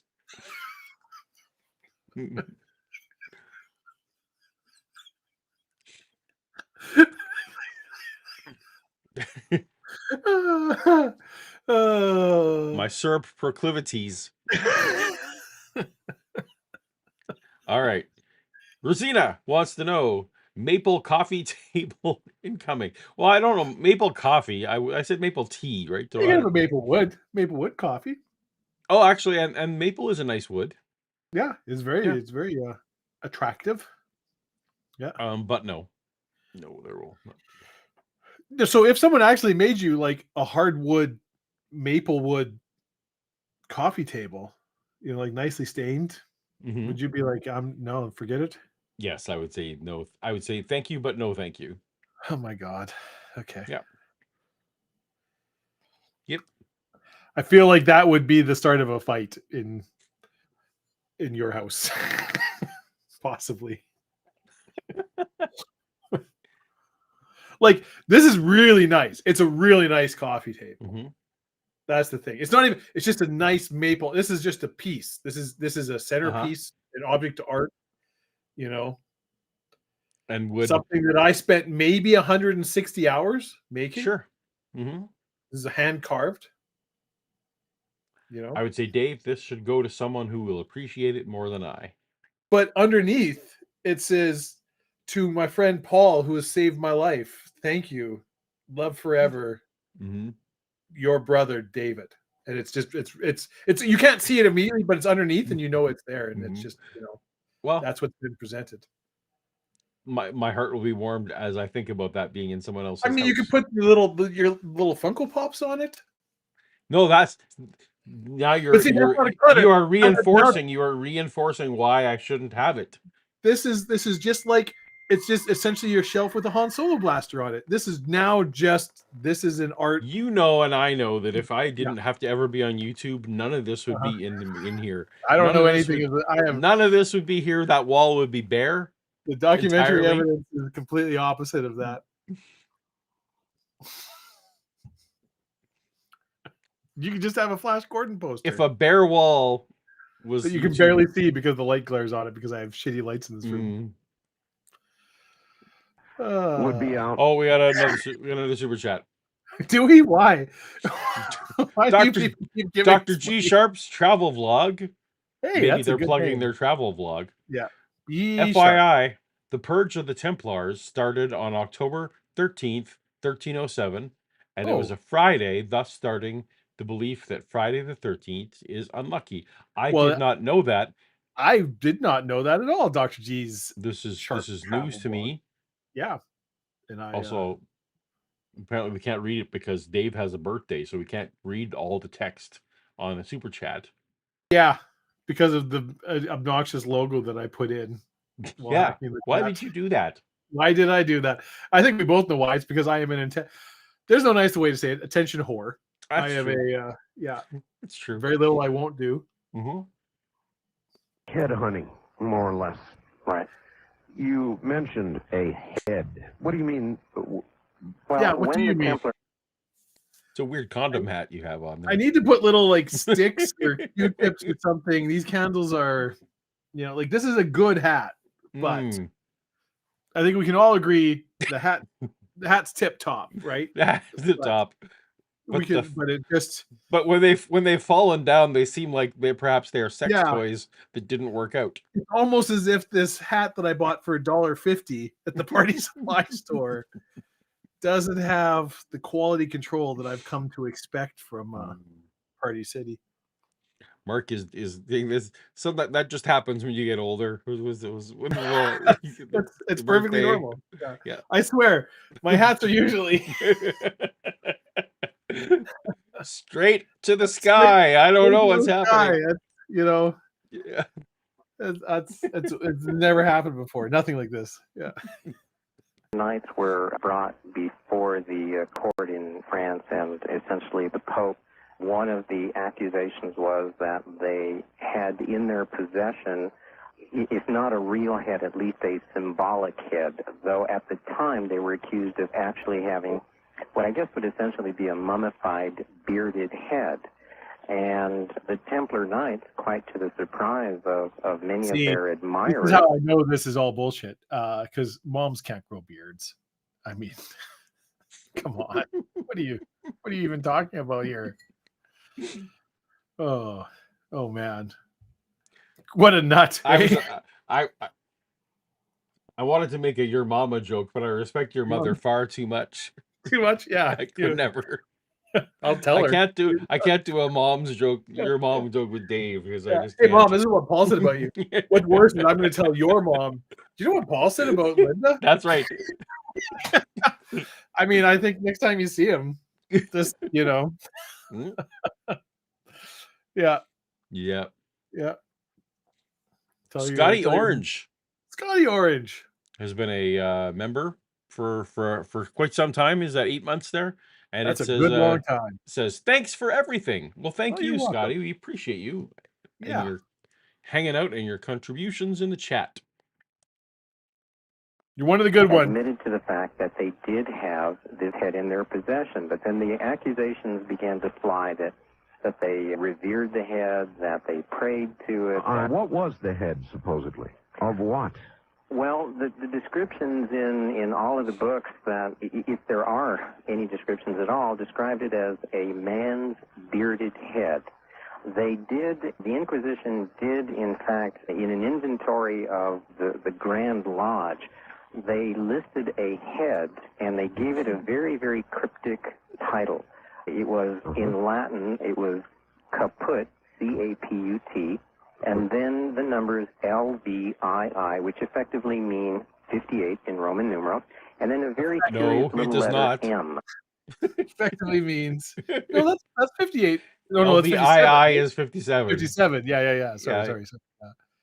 Anyway, So the designation on the inventory, based on a description by one of the Templar Knights, was because I've seen all the Rocky films. I know that. You know that, yeah. Rocky, Yeah. 57. Adrian's Revenge. Put 58 and then this very curious little M. And it had never been deciphered, though many people have tried and suggested it was essentially the head of Mohammed, and on. There were many, many things that, many kinds of strange things attributed to it. It was a very curious piece of material that assisted when it was sent to me. Kaput's not Latin. Just throwing that I was out wondering, there. I'm pretty sure it's old German. It's like German for broken, I think. Well, specifically in my head, I was like, that doesn't sound like a very French word. No, well, he said they wrote, or it was Latin. I guess whatever. In Latin. LV, like a lot of guys who write. But either way, it's not French or Latin. Right. It's a German word, I'm pretty sure, or Germanic. Yeah. Also, I'm just imagining these people. They're doing the inventory of the lodge. Yeah. And they're got, well, here's a human head. Mm-hmm. How should we mark that down? Kaput. Putting, yeah. Do we need to? I feel like you could leave the human remains off of the inventory list, probably. Oh, well, Alex says kaput is Latin and means head. Well, there we go. So yeah, okay. So this is because I'm the German heritage and go. Yes, kaput with the K is Right, German. It means where we're broken. saying kaput is like, yeah, it's But done. kaput was apparently, according It's to not Alex, usable anymore, and I have right? no reason to doubt Alex. Kaput in Latin with a With a C C, I see. means head, which could. So there you go. Yeah.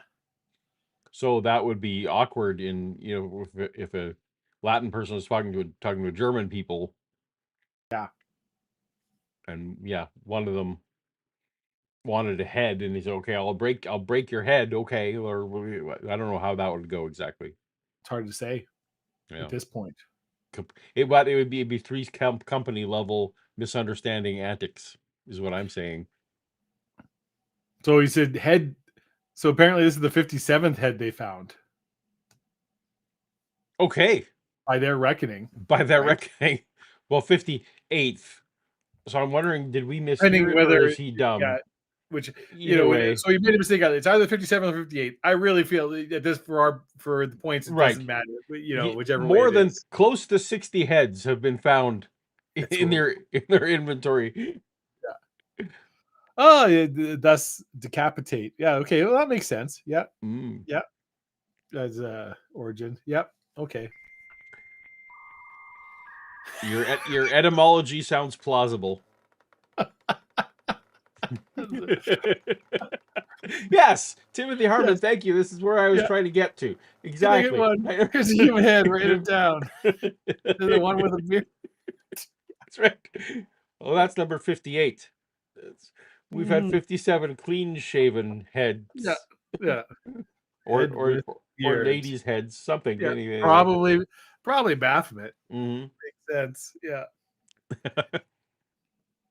By the gentleman in Europe, I looked at that, compared it to some of the ancient Egyptian and Hebrew letters, and found that, well, in short, the identity was revealed. It was quite astonishing, and I was absolutely excited because this head had plagued me for so long, only to find out what its identity was. But I have to tell you, years ago, when I was part of the real world, I worked with newspapers, and I had been raised as a writer-reporter in the media and had to have three sources. So, in fact, I went to some ancient Hebrew sources, Hebrew Aramaic, and then I went to some French sources, and in fact was able to verify the linguistic analysis of the head and who it represented.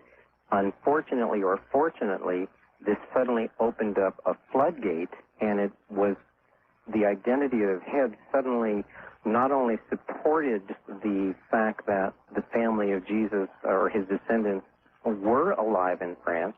And again, I've got to let you know that I am not the only one who has come to this conclusion. There are several authors in Europe who have greater documentation, who have been able to verify that there are... What's that? As long as several people believe it. That's right. Yeah. I'm not crazy. There's like It's two like, other guys. I want to just go off so bad, but it's like, but I also want this guy to, like, I want to know, okay, so like what is your analysis? What's this evidence? What's this Egyptian? But Jesus Hebrew, is still alive. That's right. Aramaic. Yeah. Yeah. Break it down for me. Also, nothing about Jesus, as far as I know, nothing about Jesus was ever written in Hebrew. So, but I mean, unless you count like those prophecies and shit. I'm also I mean, whatever. I'm trying to give him the benefit of the doubt. We're giving him a lot of. We're trying to give him some leeway, some his room. French source isn't a just long a French leash translation of the Hebrew Aramaic source that he had. But whatever. Yes, carry on. All right. What do we got? To this day, descendants of Jesus alive in Europe.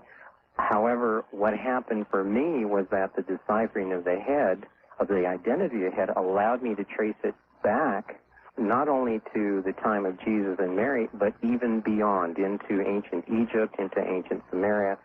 And All right, well, don't hold us in suspense. You know the identity Thank of you, the Art. head. What is it? Yeah. Just give it to us. the head Just itself, give it to I us. am not convinced that it was the actual head, but at least the symbolic head was not that of a bearded man. In fact, the linguistic breakdown of Caput 58 identifies it as the symbolic head of the Holy Mother Mary. The Why? term Okay, but fair enough. I'm jumping the gun. He's probably gonna explain it. Yeah, let's not.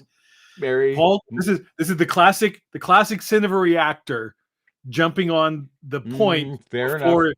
the person gives the paragraph explanation. Let's Fair enough. get the context right. You know, this would explain though the classic depiction of Mother Mary with a beard. The classic depiction, yes. Yeah. Yeah. in ancient Aramaic and Egyptian Kaput is Why does he essentially the keep- same root. Sorry. Why is Egyptian just keep coming back on? I don't know, guys. Yeah. As Kaput, which means beard, but in fact it means head. This was the symbolic head of the Holy Mother Mary, not the Virgin Mary, but the Holy Mother of the children of Jesus.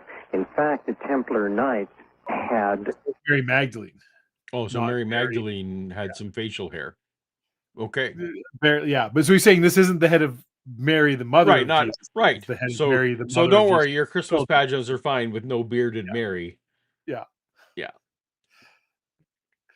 pledged their oath and their lives to the wife of Jesus, not to the mother of Jesus. Do you still have these papers? Yes, sir, I do. You do. Yes. And through the reading and the interpretation of them, you have come to believe that this is true. Yes, sir. I have at least 3 sources, and again, probably half a dozen authors in Europe. The documentation is there, and once the head is looked at as Can you tell us some of the documentation? I mean, you're already you've been nearly killed for having this information. You seem very open, so might as well just Could you tell us some of it? so six sources, huh? What Yeah. can you remember one of them? Yeah. I would love to hear it. Mhm. Yeah. a symbolic head of Mary, suddenly not only the name, but several connections with the temples of Isis, the Delphi Oracle, several things occurred that all brought it to life. Okay, well then it's not really hard for me to understand why somebody tried to knock you off or warn you or whatever. Well, It's obvious why. And, if I open phone lines now, they would rhetorically try and behead you, believe me. no, I have no doubt. Yeah. All right. So now So we're only 18 minutes away from that phone line, Dave. This is the Stargates all over again, Paul. I'm gonna get He's edging you. He's not. It's a tease. blue balls. It's This a is blue exactly balling. what That's this right. is. Yeah, we're never going to Because hear Art any just kind let him of- off the hook. Oh, I can see why they're trying to kill you. Because I don't. What? Yeah. Oh, he's got 18 minutes. Maybe he's going to give us some That's right. kind of Something. some fact, some kind of something besides just the temples of Isis and the temple of Delphi. It is, give me something, some kind of concrete something. Yeah. Art always, that's what he does, Scotty. Art always tries to help. He's the best friend. Well, because doing what we do wouldn't have helped this show at all. No. You can't have these people on and then point out where they're obviously wrong. Unless you're random caller in, because sometimes sure. Sometimes Art will get real spicy with people just calling in, just being like, "That doesn't make any fucking sense. What are you talking about?" Yeah. But his guests, if you're a guest that he has invited on your show, he will go out of his way to try to steel man you as best as he possibly can to make you seem not crazy. And, this is all super real. He's trying to steel man you. That's absolutely. Yeah. And the thing is, like, I just want to know, like, what? Give me something, man. Like some kind of document, or like this is what it says in the Dead Sea Scrolls, or this is why I think this Egyptian hieroglyphic references this. Like, just give me any kind of concrete something, other than just this is just Nephilim everywhere. Come on, all right. We have a super chat, Dave, Yes. from Rick to Bits. Yeah. I miss these old conspiracy theories. So do It's we. true. The old ones were a lot more fun than Yeah. the new ones. The new ones just make me sad. Come to believe this, I wonder how and if you are able to integrate what you believe to be true now, this new knowledge you have, with what we have talked about so many times before, Robert, you know, a prophecy, Native American prophecy. Mhm. Do you find ties, or is your belief system beginning to shift? Oh, no, not at all. Quite the contrary. What has occurred is, you know, as we have spoken in the past, I have, in the last year and a half, been a great deal. Don't you worry, Art. No Shocking. facts or details have swayed me in any kind of way. Shockingly, all the research he has found in these ancient Egyptian Delphi connections have just reaffirmed. Yeah, the overwhelming evidence that other authors also agree. 6 others. At least At 6 others. Mm-hmm. There's Joe. Yeah. He believes it. Well, they're French, so they're probably like Francois. Francois. Yeah. Marcel. Yeah. Pierre. Yeah. Sven. Who he's an expat, you know, he's an expat. He lives in France now, but he's not from there. But he also did research and is saying this. Yeah. That's right. Yeah. And Time take. the research is thorough and the facts are incontrovertible. Unfortunately, due to risks to my personal safety, I can provide no further details or answer no more questions. I must away, children, before. Where I feel safe is putting out the accusations, but not backing it up. Because if I back it up, that's when the next car is going to hit me. Yeah. I do like these. Like, we're going to start with the crazy ass conspiracy theory that the Knights Templar had the head of Baphomet. That's right. This put 57, 58. But what the actual crazy part is, that's not crazy enough. What it actually was the head of his wife, who the Templars prayed to. And I'm basing this on facts. Don't worry about it. Anyways, right. I have to. And either had a beard Ooh, or. Is that the time? I need to go, Art. That's right. Yeah. Timothy Harmon writes, fact versus myth. Mary had a slight mustache like many of the Middle Eastern women, controlled with regular waxing. Well, if you mean Mary, the mother of Jesus, no. She had no hair where she didn't want hair. I mean, we don't know, Paul. We just don't have that information.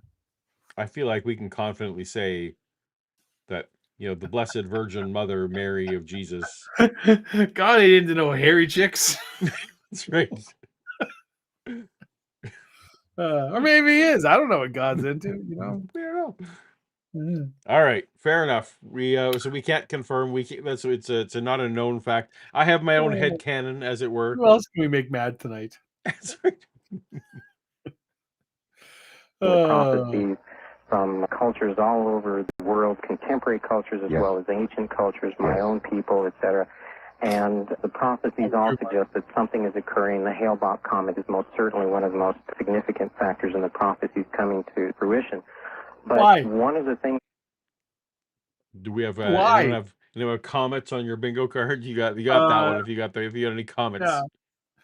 Why is okay? Why? Why is the Hale-Bopp comet in any way? Yeah, it proves that Jesus is alive in France, because that's the way that goes. Hale-Bopp comet. That occurred in the research of the Templar Knights and the existence of the lineage of Jesus, who Hale-Bopp, like a comet that crashed into Jupiter. I don't even. It's been so long. I don't like. It wasn't even. Like it was cool. You could see it from Earth, then it crashed into Jupiter at the end. Yeah, I don't know what it's. But this was before it came, right? Like before it came. Was it the Branch Davidian? Wasn't there like some crazy big cult that was all about them? And Oh yeah, they thought that there was a spaceship in the wake of the. yeah, so that was the reason that it became like newsworthy, Right. as opposed to the many other comments that nobody gives two shits about because Right. whatever. Yeah. It was Shoemaker Levy. Maybe I don't remember what the hell, if it just flung back out into space or I don't know. But this was on things that this show in '96 was before the Hale.com. So it's kind of like it was the precursor to Y2K, where you could blame things on it, or what 2012 became. It's like, oh well, all this stuff's gonna happen in 2012. Like you could see like Haley's comment. Like you could see Hale Bop with the naked eye. I remember like at night sky. Like I remember looking at there's Hale Bop. You could see it. Maybe that was just enough that it was anyways. Yeah. Right. What had happened was that we discovered that there was, in fact, a family not descended from Jesus, but whom Jesus was descended from. In other words, he was a member of this family, and this family could be... Well, that's a big nothing. That obviously every church would agree that Jesus had cousins, and that those cousins had people. Mm-hmm. They had people, yes. More of like that there are Jesus's cousins probably have bloodlines that exist today. Like I'm willing to go with that. I think most evangelicals and Catholics and all the people would agree with this. But that's nothing. It's a nothing burger. It's like, yeah, no one cares. Yes. Yeah. traced back into ancient Egypt and forwards into contemporary times. And this family married into the more powerful houses in Europe. They have established essentially Montreal in Canada, and that not only was this family... Jesus' That's something to family brag about. established Montreal. I've been there. It's It's not very Jesus-y. not very Jesus-y at all. Yeah. still alive and well. Montreal's what? So Montreal's a fine city. I get nothing against it. I actually have only ever been in the airport, but it's my understanding that is a delight. It's a nice place to visit. Yeah. It's also a nice SJL writes, yeah. Harry Mary, wife of Jesus. Hirsute art thou amongst women? That's the truth is buried right there, and they didn't Yep. want you to see. That's right. Yep. Well done, SJL. Well done. Was still manipulating events to the point. Well, I'll tell you what happened, Art, with the greatest of respect for everyone out there, and this is why I'm convinced that it wasn't an accident. Yeah. We have, and again, I direct people to Holy Blood, Holy Grail, Messianic Legacy, Grail Across the Atlantic, several other authors who have come to the same conclusion and who, in the course of their research, have found that... Why the hell is Grail coming up now? I mean, it's tied in with all of that. All right. I really want to hear the rest of this, Paul, but I have to I'll let it go. I'll let it go. The question that they keep asking themselves is, why am I getting this information? Why is this family essentially trying to present documented genealogy of the existence of offspring of Jesus? In essence, what happened to me, and here's where I'm sure... I'm just going to go on a limb and suggest that his definition of documented genealogy is somewhat different from mine. All right, Paul, I have to take a bio break. I have to. All right. So you feel free to let it run. I can hear it. Or do whatever you want. We're gonna pop through, and I will just interrupt as I need to. Yep. You interact with chat. Have fun. Make friends. We're going to lose the world, lose the planet. I hope the planet thinks I am so crazy that they'll leave me alone. But essentially what occurred was that this particular family is manipulating a second coming. In other words, the return of a descendant of Jesus. And who better to head up the planet in unification, in bringing all the world's religions together and bringing the people together than a descendant of Jesus of whom nobody can say anything about. If I were to criticize... Okay, but but you're saying Jesus, first of all, I'm all over the place here. What does it mean, the return of a descendant of Jesus, if you're saying that, are you saying that Jesus had descendants, or that Jesus's ancestors had descendants that weren't Jesus? Because that's trivially true. Obviously, Jesus' ancestors had descendants that weren't Jesus. That's just the way that works. Math works. That's the way biology works. Jesus's cousins probably had kids, and some of those are. So return where? Return to Earth, because those descendants are still here. Jesus's, and also, if you're saying Jesus had descendants, did that, in order for them to miraculously return, did they also die? Did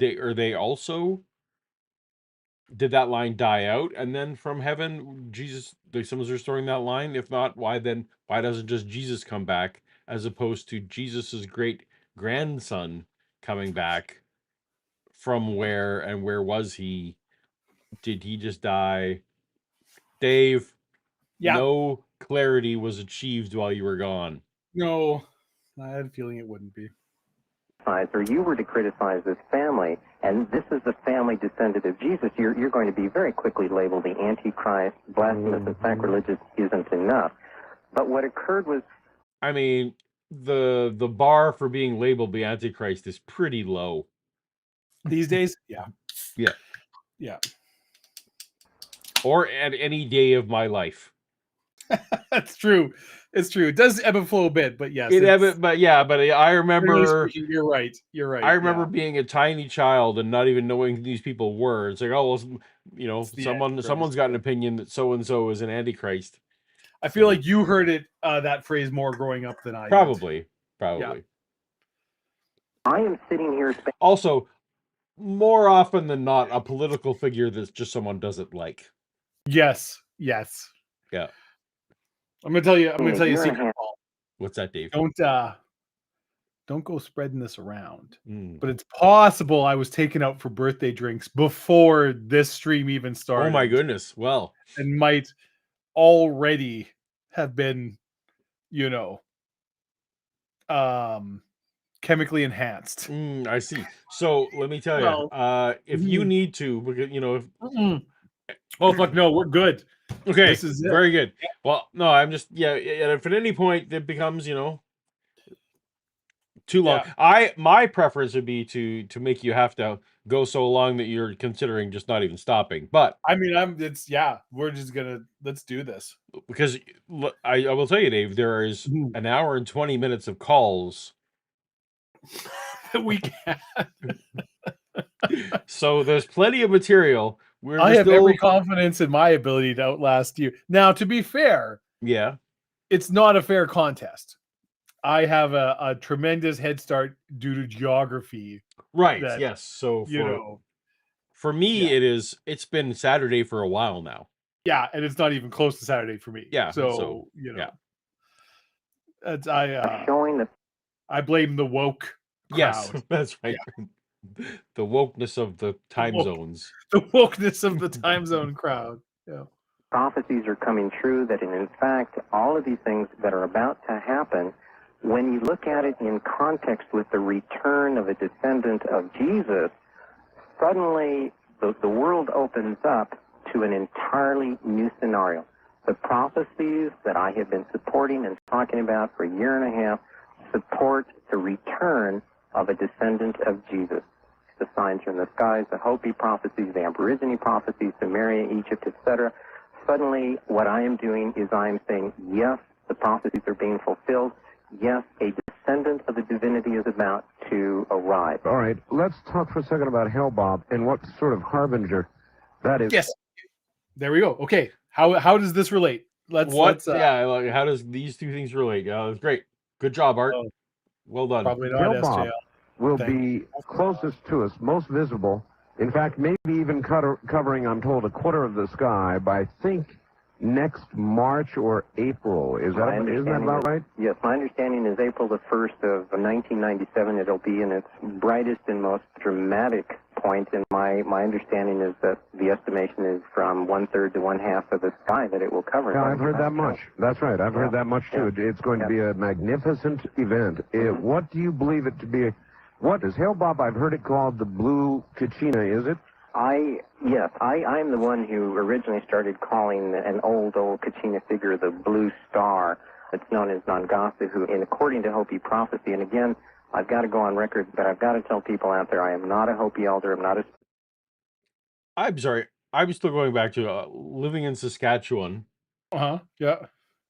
Nothing could take a third to the half of the sky. No. Well, don't say nothing, but certainly nothing has.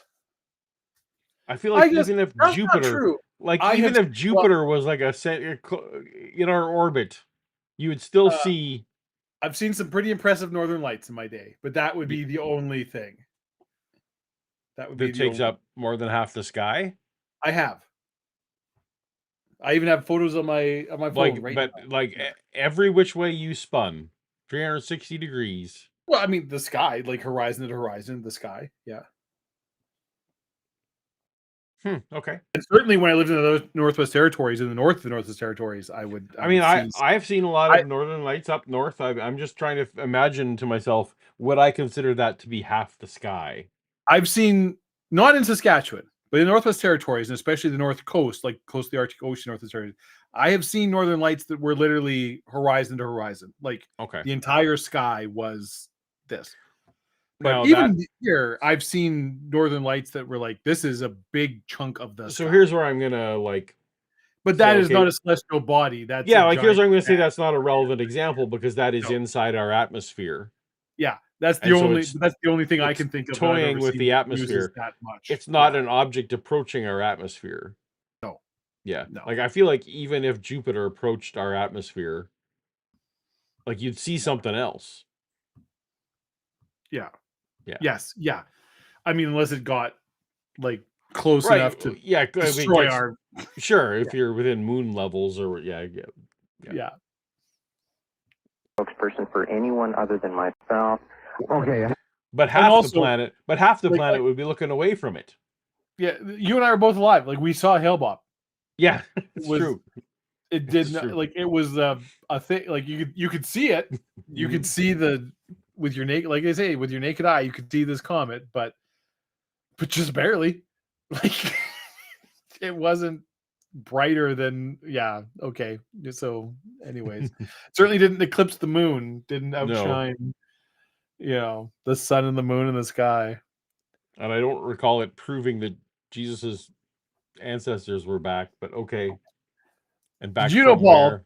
Yes, Dave. There is a definitely not zero chance that we might see the star Betelgeuse go supernova in our lifetimes, which will be, if we do, it will be quite the sight. That is something that might. The star of Betelgeuse, Michael Keaton? No, the actual star Betelgeuse. Oh, I thought you said the star of Betelgeuse. No, so Betelgeuse is a real star. Fair enough. Fair enough. I just heard something else. Yeah, and because I feel like we've already seen Michael Keaton do some weird stuff, but okay.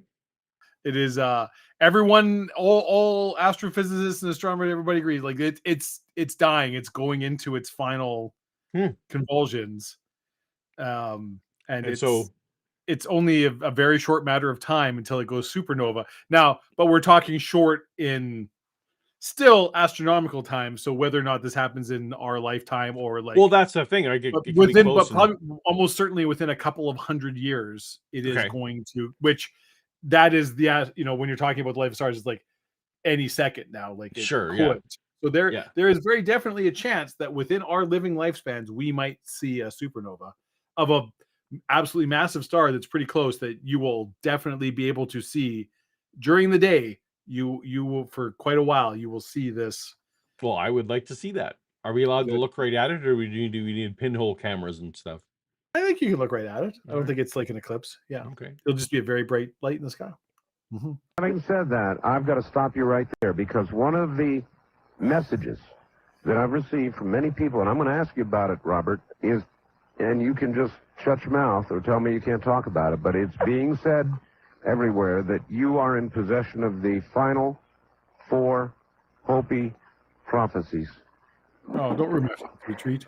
I'm sorry, let's not put me under the gun. do Hopi prophecies have a tournament where it gets down to the final four?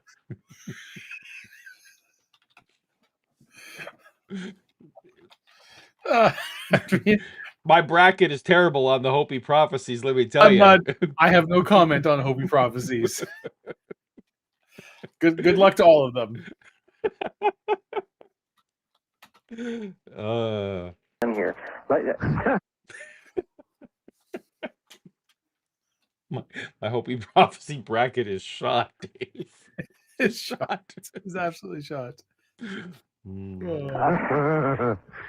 going to start by denying emphatically that is the case. On the other hand, I am sure that anyone who is familiar with any of the ancient cultures and the primitive societies, whatever that is, I'm really proud of the word primitive, anybody who holds prophecy is not about to declare to beings outside of their own culture that they're the holders of prophecy. In other words, if you had it, which you officially deny, you're telling us if you had it, you wouldn't tell us.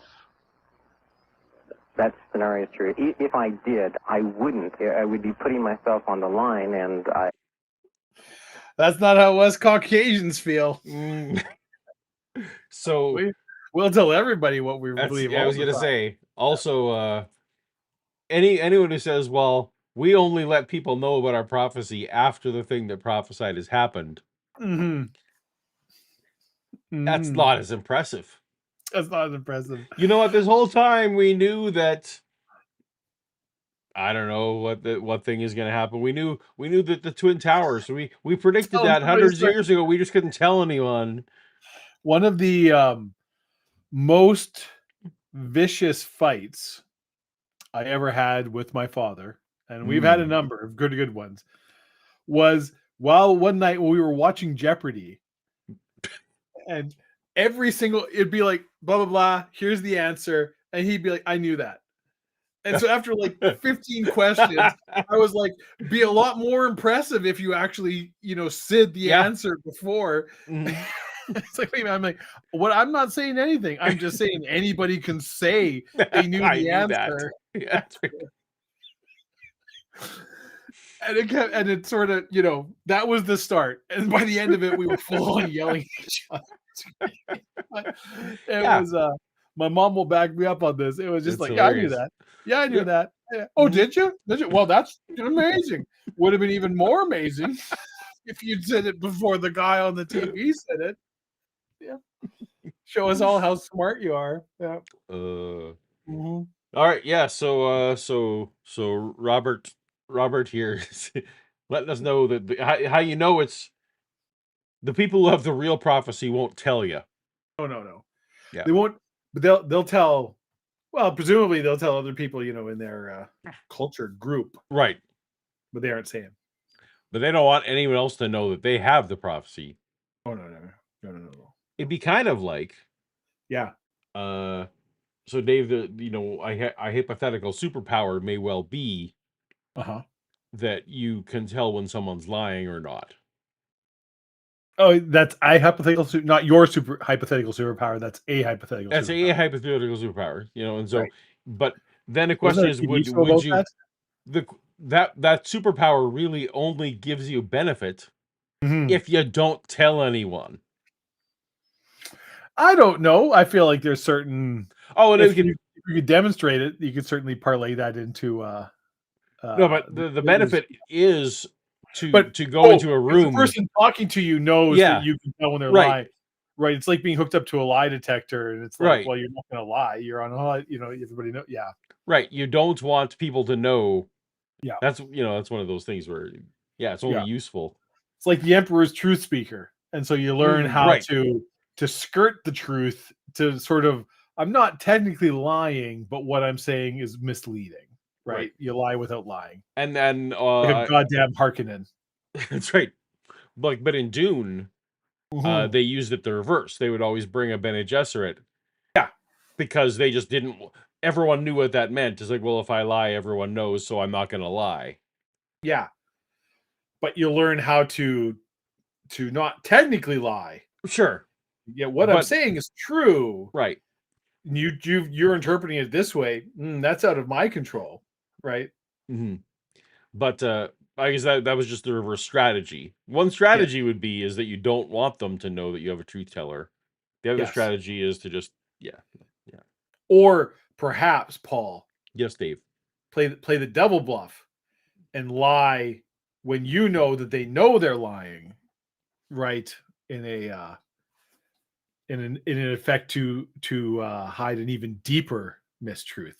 So think about that. Think about that. Or did I just blow your mind? Good God. Microwave a burrito so hot. I need a drink refresh. I'd be asking for another I got good news. argument with another bigger vehicle. What's that? How much pineapple burrito, whatever, what the hell you got there? What's your Pineapple Hornitos. pineapple hornitos? Should I have more? I was been drinking rum like a sucker. Should I have more of this? I feel like you should have a little more of that. All right, I'll have some more tequila. Just a little quill. Twist my arm. Tell you what, since you're pouring more, I've been drinking beer Mm-hmm. in an effort to curb my rampant.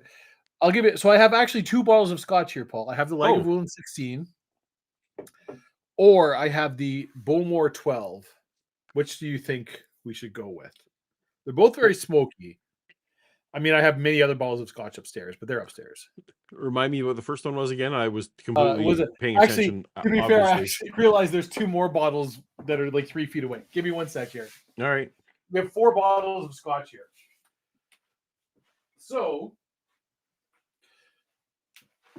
because everybody has 4 bottles of scotch just in their office by their Of course, desk. that's a normal does. thing and doesn't say As- anything about me as a person or my one does. Okay, so we have the Bowmore 12, Okay. right? Yep. Bowmore. We have the Lagavulin 16, Will Swanson from Community's favorite Lagavulin. Okay. Lagavulin. We have this is where we need to have a poll on the toast to toast thing. We have the Annock 12-year Highland, kind of a little sweet. These are both these are Isla Scots, very smoky, very and then I have the Kirkland brand. Oh, It's a 17-year Speyside single malt sherry cask finish. Actually, very, very nice. Kirkland has some very nice scotches for a very good price. So Kirkland is Costco. Yes, it is. Yeah. So this is Costco branded. I don't know who. Well, they buy liquor from everyone, so I don't know who actually made this particular bottle. But it's a 17-year single malt Scotch whiskey, Speyside, with a sherry cask finish. I do. You must like that one because it's mostly gone. I mean, a lot of these are mostly gone. My personal vote would be the second one, the Avivulin. The Lagavulin. Lagavulin. That was what we started the show with. We can have more of that. It's All right. very smoky. I'm a big fan. I do love me some Lagavulin. And you got your Hornitos? I got my pineapple Hornitos, which is probably a mistake. I have my 16-year aged whiskey from an island in Scotland, and you have your pineapple tequila. Pineapple tequila goes with your shirt. And yet, we are both allowed to vote for the leadership of our country. That's Tell right. me, do you all see the flaw in this system? You see where... Anyways. You are wearing the shirt of someone who is drinking pineapple tequila. It's true. Yeah. But somehow, Cheers. Anyways, cheers To you, Dave. Cheers to all of our friends. You, Paul. Oh, yeah, they all say. Yeah, see, Nate, no, not all Kirkland scotches are blends. This one, quite clearly, single malt. Kirkland does make blended scotches, some good ones. I've had some bad ones. They have a 24-year blend that is absolutely delicious, but it's almost impossible to find. Anyways, moving on. Moving on. We got Lagavulin, and it's delicious. This is like if whiskey was filtered through a campfire. That is what this tastes like. We can't have campfires in Nova Scotia. No, you can't, because you live in a place where rain doesn't fall, even though you're Correct. surrounded by ocean. That's correct. We've had so much rain here. Our mosquitoes are just insane. It's We're hot, envious. muggy. Yeah. Timothy Harmon says Ron Swanson is a Lagavulin fan. Yes, he is. Ron Swanson, played by Keith Overman. Nick Offerman. Nick Offerman. Keith Overman, a totally different guy. Yep. Yes, Nick Nick Offerman. Offerman. Yeah. I watched, for no good reason, Mm-hmm. the newest Mission Impossible number 58. I hear it's not good. It is not good. Yeah, that's what I've It heard. is not good.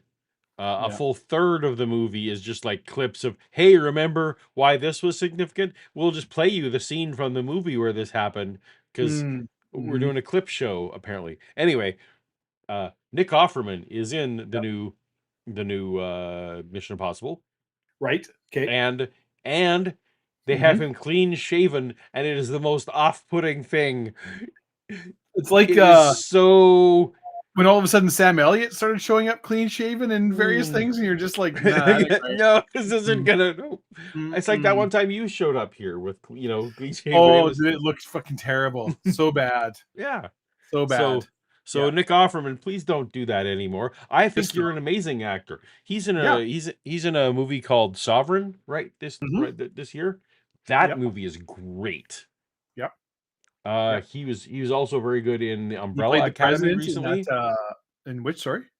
Umbrella Academy, the latest season he was in. Oh, I did not watch the last season of Umbrella Academy. He played a cult leader type person who was very, very good. He played the president in that. What was that like? The Civil War. Civil War one, whatever it was called. Yeah. Yeah. I think it was called Civil War, wasn't it?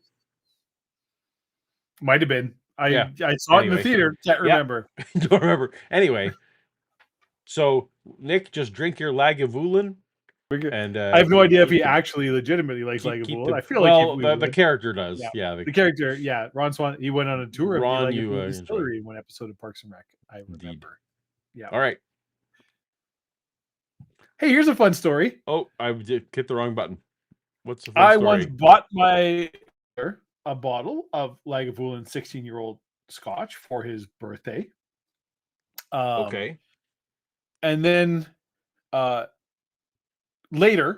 sometime later, like a couple of weeks later, came over to have dinner with my parents. My dad was barbecuing pork chops. He's eating the pork chops. He's like, "How do they taste?" And I'm like, "They're good." He's like, "Do you notice anything different?" I'm like, "What do you mean?" He's like, "I used that Scotch you gave me for the sauce." And I'm like, "Excuse me?"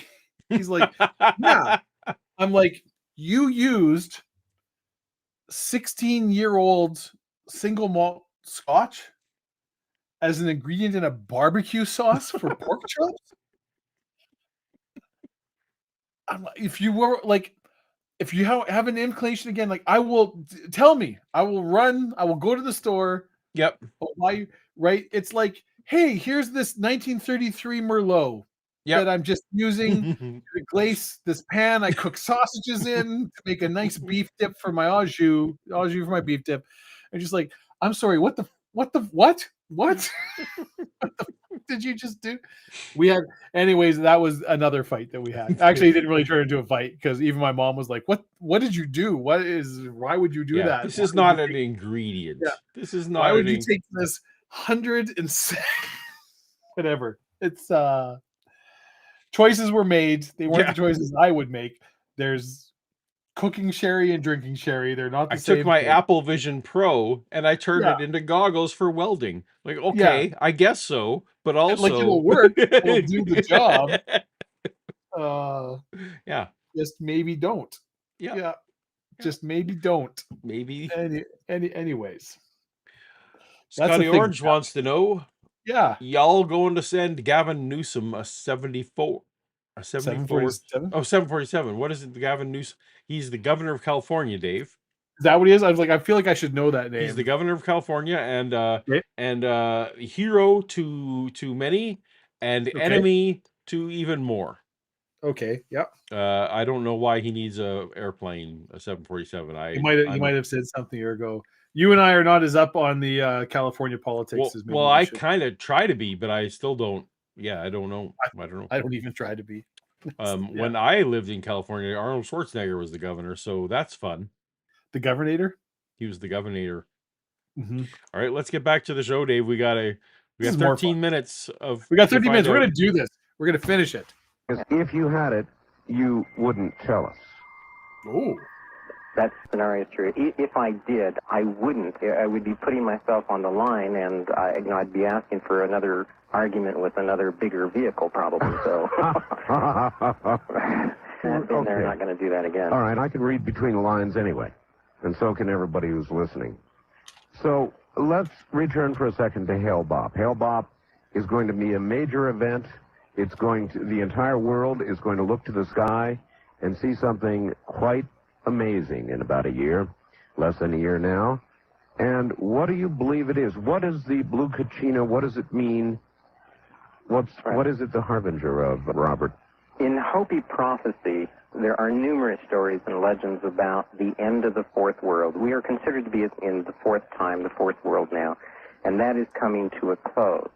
And there are prophecies that suggest that at the end of the fourth world, one of the first signs in the skies will be a figure that is known as Nangasahu, a Kachina, a spirit, who will be recognized because he has an extraordinarily long tail of feathers that he wears around his head, and he has bright blue face with a black four-armed star immediately on the face. This is a very mysterious star spirit. Most elders who know don't even talk about him. But the first sign that the fourth world is about to end is that this spirit will appear in the sky. But what makes it distinct... What have been the previous three worlds? It's unclear. Unclear. Often when I hear third world, I don't think of a time period. I think of more as, a selection of countries that are, or regions that are not as economically advanced. Anyway, what do I know? What do you Fourth know? world. Yeah. I assume fourth world was There's somehow. there's a lot that just feels like There's it's a lot going assumed here. Yeah, we're not going to know. is that it has a tail that, according to prophecy, stretches one half of the sky in length at night. Now, obviously, Hail Bop is fulfilling this. There are several other little... No. Nope. At no point did it fill even 5% of the sky. So small details in the myths and legends that suggest that the blue star Kachina Hail Bop is returning. There's another myth, and I'm really doing it a disservice by calling it a myth or a legend, but most civilized people are happy for me to label it that. But a legend suggests that there will be, at the end times, a return of another spirit known as Bahana. There are some Hopi elders who have interpreted it to mean the Great White Brother and have attributed the identity of Bahana to be some member of the Anglo race who will assist the Hopis in achieving their rightful place and bring peace and happiness to the Hopi people, etc. But in fact, the literal linguistic definition of Bahana is Great White Companion, not brother. And so what we have suggested in our book Prophecy is that there will be a second comet which will appear 7 years after Hail Bop, and that this one is going to be much larger. It's going to be... Because this is all because he decided that a certain word is closer to being companion than brother. So therefore, 7 years later, you can see how I make this leap art here. That 7 years later, there will be a bigger comet. I'm just gonna Google real quick, Paul. Yeah, just 1 sec. Hail Bop. What year was it? Was it 90? Mm-hmm. It was the Great Comet of 1997. Okay, so we'd be looking at 2003.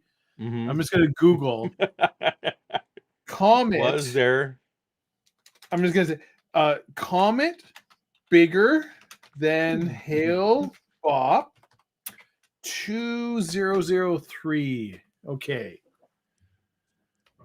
Oh, well, okay. Comet burning down. Einstein, significantly larger than the Hale-Bopp. Ever discovered. So this, what does this have to do with anything? Oh, Google just telling me about a bigger comet. Yeah. Okay. Yeah, Yeah. it's just saying that. Okay, so there was no giant comet in 2003. I Googled it. All So right. okay, yeah, that's rough. It's weird that the Vatican was able to control the internet and the sky like that to hide the truth. Crazy. Light, That's where crazy. the blue star will obviously have some sort of a blue aura to it. And at that time, when this comet appears, the second one, is when the fourth world as we know will end. Now, that does not mean death, doom, destruction, etc. It simply means that things are going to change dramatically. I would not be surprised if, in fact, it meant the end of several institutions and governments and even countries. However, this is not a forecast of gloom and doom. It is a forecast of change. Well, that, again, I think we've had this discussion before. It depends on how you look at it, and I understand that you look at it, and many others do, actually in a very hopeful, positive way with regard to change. Yes. But as I told you then, and I tell you now, there are millions of people who will not make it to the other side of this enlightening change. And so there are many ways for many people to look at what this prophecy seems to suggest will bring upon the world. Hold on, Robert. We'll be right back to you, my guest. It feels like 2003. I don't remember anything big happening. I mean, that was wasn't 20 years ago. 9/11 was 2001. Memorable events 2003. Come on, Google AI. What do we got? The invasion of Iraq. Yeah. Space Shuttle Columbia disaster. Yeah, okay. Successful completion of the No, human Columbia didn't project. happen in 2003. I mean, Google said it did. No, Columbia happened when I was in school. I think you're getting your space shuttle. Oh, I was thinking of was I thinking of Challenger and assuming that it was sorry. Yeah. Yeah. Yep. No, that's on me. Yarmer Yager reached 1,200 points. Oh well, that changed the world. Yeah. Jimmy Kimmel Live debuts. Well, yeah, that should count. Sure. Yeah, sure. Yeah. Belgium legally recognized same-sex marriage, Paul. So there you go. So we needed a bigger comet than Hale-Bopp to signify that. Yeah. Is a Native American February named 1st, Robert. Space Shuttle Columbia disintegrates during re-entry, not during launch, killing all 7 astronauts on board. I think that was the end of the space shuttle program, wasn't it? The Columbia. That's where it could be. all got decommissioned. Yeah. And my apologies to everyone. I shouldn't have mixed those two up. That's a mistake I should not make. Yes. Morning Sky. Stay right there. Back to it we go. One quick facts, and this is probably right on the mark, aren't very interesting, and I suggest that Mr. Morning Sky is well-founded in his desire to stay out of the public eye. The Knights Templar are still alive today, but more importantly, the the priority of science. Yeah, but again, this is the worst possible. This is if anyone was ever hiding in plain sight, going on the Art Bell show was hiding in plain sight because that was. You can't. The radios come from everywhere. You can't tell. You don't know This what's secret organization, which I've never heard of, has been around since the 12th century. The current Grand Master is, and he gives a name I won't hear. These people are extremely powerful and indeed are hiding something very, very important. I know a little bit about it, and I hope Robert is very careful.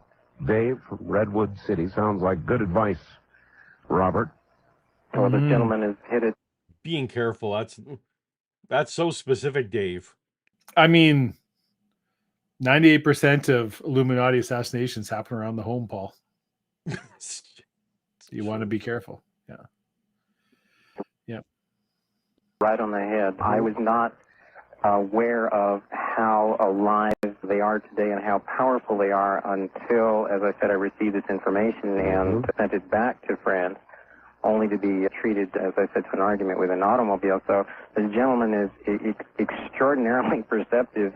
My feelings are mirrored exactly what he says. I also have to thank the gentleman, the pastor who wrote that first letter, because one of the things that I have always marveled about in our lecture tour is that the practice of Christian temperance is relatively rare, and for this gentleman to disagree with me and yet not attempt to crucify me, I got to go out of my way to thank him very, very much, because I would like to think he's the rule. Unfortunately, Yes, Dave? I'm not at my mental sharpest right now. Mm-hmm. Did he just say something about the Christian temperance movement? I'm pretty sure he did. Someone, well, I was more distracted by the fact that he was grateful that some group didn't crucify him. There seems to be a lot. Like, did we miss a chunk of the show here somewhere? Yeah, I don't know. Okay. Anyways, yeah. Let us know in the chat. Let us know. Paul and I just blacking out, missing pieces of that time. is not the case. But both of these gentlemen who submitted faxes, thank you very much. I thank you for tolerating me and for also understanding. So, what? Like, did we read some faxes? I don't think there were faxes. Like, he read one. So the show opened with a fax. Yeah, he opened. The fax was from him. The fax that he read at the start was from. Oh, maybe. So I have the whole episode as was put on the web, but was there something before that possible? Because that's true. That's true. The hour before he usually usually riffed for an hour before the guest on, so that the East Coast had a show, but they didn't waste it on the guest. Yeah. So he may have received faxes in that opening hour that we're not receiving. You're absolutely right. Yeah. Understanding why it's necessary. Obviously, we have not gotten in depth into the Knights Templar and how amazingly powerful they are, but I'm sure that you haven't got any detail on any fucking thing. No, you have not given one concrete anything. This is just it's Stargate. It's Stargate all over again. And just once again, you nailed it earlier, Paul. Yeah, I am just being blue balled. That's what this is. This is a big tease. I'm going to tell you, there's this big international organization, Jesus Descendants, has to do with Egypt and Aramaic and Latin and Kaput 57 or 8 and the head and Baphomet and Hopi prophecies and Jesus' wife had a beard. Yep. Anyway, we can all see that the signs are clear and hail bop. Anyways, moving on. Buy my book. Yeah. Yeah. Okay. There we go. He did say Christian temperance. So apparently, somehow the Christian temperance. Movement, but tell me what that is. I don't even know what that is. Temperance. It's the like prohibition. It's the don't drink. Oh, okay, gotcha. Yeah. Right. Yeah. Well, clearly, I'm following that. Yeah, that's why I'm like, wait a minute, temperance. What does that have to do with any of this? Like, that's super come out of left field. Like, what the fuck are you talking about? Yeah. Very much. He's absolutely correct. It's precisely how I feel. All right. I want to just be general for a second. Then we're going to open the phone lines, and I suspect that crucifixion will begin. We'll see. As you know, Robert, I'm just an observer, a talk show host. I hear many people of many faiths and beliefs, and all of them seem to suggest the same thing coming. I call it the quickening. Doesn't matter what you call it. Events are certainly quickening, accelerating. It's a Highlander reference. Yeah, we see. Paul and I, we're a little psychic. Wee bit. We got a wee bit of the psychicness. We know when. But we couldn't have. We knew it was prophecy, but we couldn't tell you in advance. Otherwise, it would ruin it. I didn't know it was a prophecy. I just, for some reason, I was getting Highlander vibes because I'm only a little bit psychic. Okay. So I had a feeling, I didn't know that Art was going to bring it. I just had a Highlander, a quickening feeling. So, and here we are. It's like your spidey sense. Yeah. Yeah. Dave Bautista, Corgan. Something we're headed toward a change. Whether it's Robert Morningsky or Scallion or Graham Hancock or, I really could go on with a list that's nearly endless. Everybody from different directions is saying roughly the same thing. There's a big change coming, and it's not very far down the road. You agree with that? Oh, absolutely. Absolutely. I'd even go so far as to stick my neck out and put a date on it, 7 years. Because everyone famously, like, you know, my famous prophecy of, hey, you know what? In a long time, things are going to be the same. Oh, they're always in a My short famous- time. Yeah, that nobody likes for a long time. They like it's a short time, big change coming. What kind of change? Don't know. Big change. Yeah. If your big prophecy is, hey, you know, next year everything's gonna be the same. It's all gonna be the same. It's just next year it'll be the same. That prophecy probably will come true. Probably. And no one cares. And then next thing you know, COVID comes, and it's like, oh, you asshole, you don't know what the hell you're talking about. That's right. Yeah. April 1st, 97. Absolutely.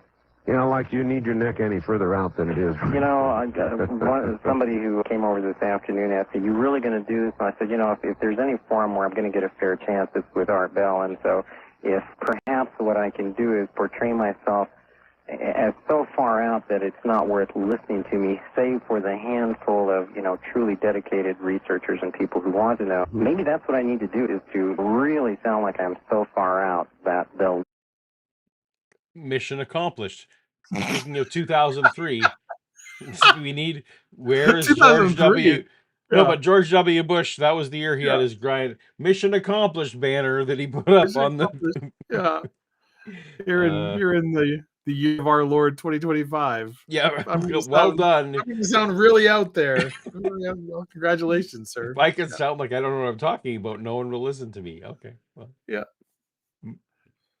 Leave me alone. Perhaps I'm grasping at straws here, but the one thing that I want to do in the remaining time that I have with my research is to simply present the material and let people take a look at it and let them decide for themselves. I have no problems with anyone. I would deeply, deeply love for you to present the material.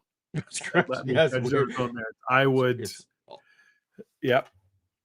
Almost just like, that would be the single best thing you could do. I would be incredibly grateful. Yeah. Put us out of our misery, Robert. Yeah. Robert Morning Star. Shine. Sky, I don't want to Morning Sky. TLDR. Don't. I'm not interested in that. I don't want to see the TLDR. I want to see. Show me the whole post. I want to see the citations. I want to see where Egypt comes into this. How does the Oracle of Delphi come into this? How does Hell Bob come into this? Just, you know, who examines it and rejects it or sets it aside.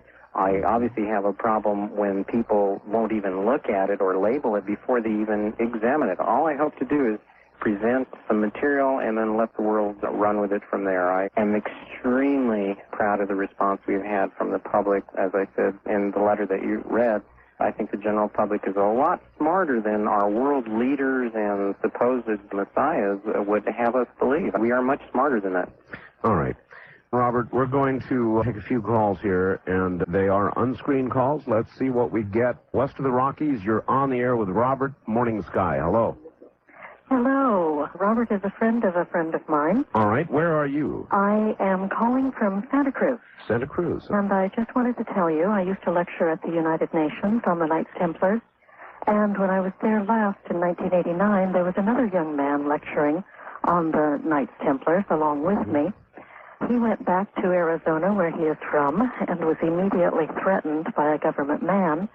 He was told that if he said any more on the Knights Templars, something bad might happen to him. And so he took the threat quite seriously and gave up the research.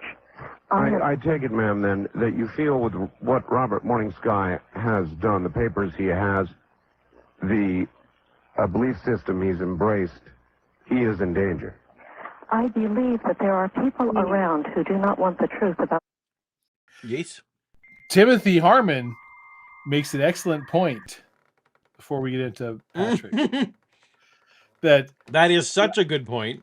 Yeah, that Robert Morningsky now I'm worried mentioned Egypt, and Art didn't take the bait, didn't get into describing his trips to Egypt or talking about the pyramids, and we all know that's one of his favorite things in the world to talk about.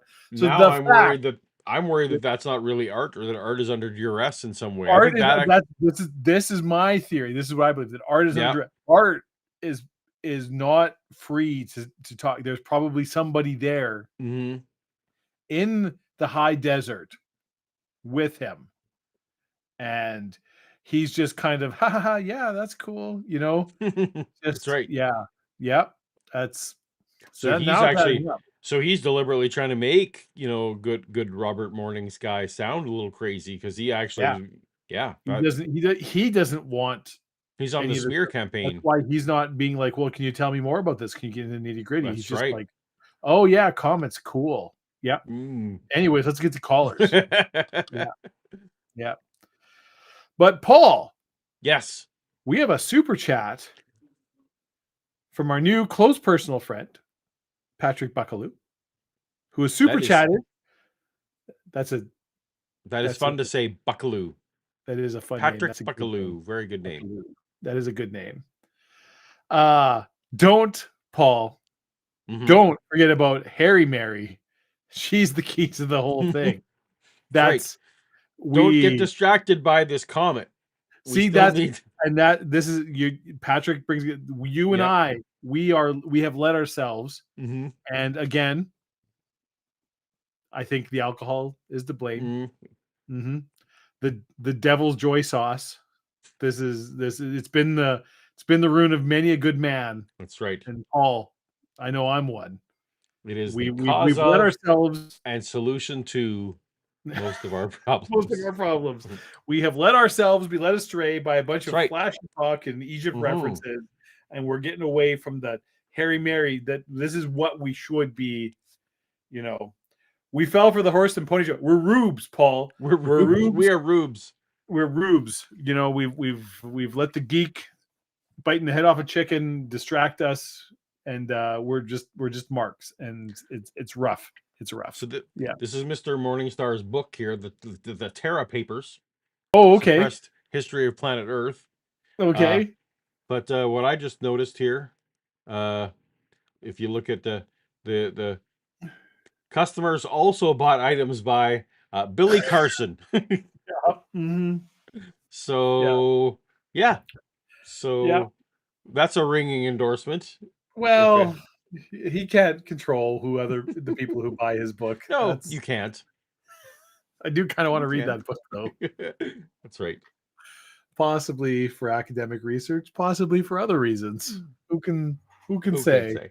Who could say? Don't worry, someone like maybe this would be a good opportunity with our sponsor. You can use that coast to coast code. I do own some Graham Hancock and Richard Hoagland books floating around somewhere. Yeah. That I have purchased at used, but I'd be like walking through a used bookstore and see it for like $1 and be like, oh, yeah, I'll grab that. Yeah. And then it's because I'm always like, well, if I read this book, because you hear the 40-minute or whatever interview and like this, where it's like, I don't really get like, what do you have to back this up? And I'm like, well, if I read a whole book where presumably there's citations and different things where you've got 400 pages here, you can now explain your argument fully and make it make sense. No, it often does not work out that way, unfortunately. Yeah, that's a shame. That's good advice, Timothy. I would also recommend don't. Yeah, that's Google right. Harry Mary. Yeah, I'm guessing. Yeah, that's right. I'm guessing there's search on. There's some kind of a member site you can join for the for Templars to come out. You're yawning. From the research that I have done, what I've discovered is most of the information that is put out about the Templars has been put out by the mortal enemies of the Templars throughout the centuries. And therefore, most of what is written in the books is wrong. I've also discovered that there are several false orders of Knights Templars. And the real... It's not a very ringing endorsement on the night when we have books sponsoring us. Yeah. You can't just say everything in the books is wrong. Just, you got to read the right books, Paul. I suppose that's the nice thing. If you're books, if you're like, you get paid either way. Yeah. It's a secret. They don't care who wins and who's right and who's wrong. I mean, books makes money. And over there, I could go pull off my shelf. I have a Bible. I have a Mhm. couple different ones. So Right. They can't you know, both be right. can't be both be right. Right. Books is just teaching the controversy. They're like, oh, maybe you should read both sides of it. Well, I haven't really read this. I don't feel it. Well, I don't know. I don't I'm know. just saying, it's actually books is in a great position Yeah. where they're kind of like, maybe you should read both Yeah. sides. It Just could be like the Joe Yeah. Rogan podcast and just Yeah. kind of like stating like, I'm just presenting it, and I have whatever guest on. This is just Mhm. an opinion. I don't know. Yeah. What to tell you, man. If you think this book is wrong, maybe there's you should ignore maybe you vaccines. definitely should buy one of some other books. Yeah. Yeah. You should buy some other books. Look into it. Son of a bitch. They're I've fallen. they're in a no-lose scenario. They actually don't even want any of the books to be right, because then you'd They don't stop actually- buying books. The truth is they don't read any of their own books. Oh, They don't care. Yeah. the good folks in books now, back in the old days, they used to, like, when they had that typeset stuff, they couldn't just be putting out any books. No. There were standards. That's Right, right. you had, They have tight control, quality control. Yeah. Now You can only they're put out just- so many books, and so to they're make just the list- laughing. Yeah, Yeah. it doesn't matter. Yeah. Self-publishing was a great boon for them. They can just, hey, yeah, They still get their cut. They get to That's wet their right. beak. And you're doing all the work. Real sweet racket they got going. until J.K. Rowling fucked it all up. But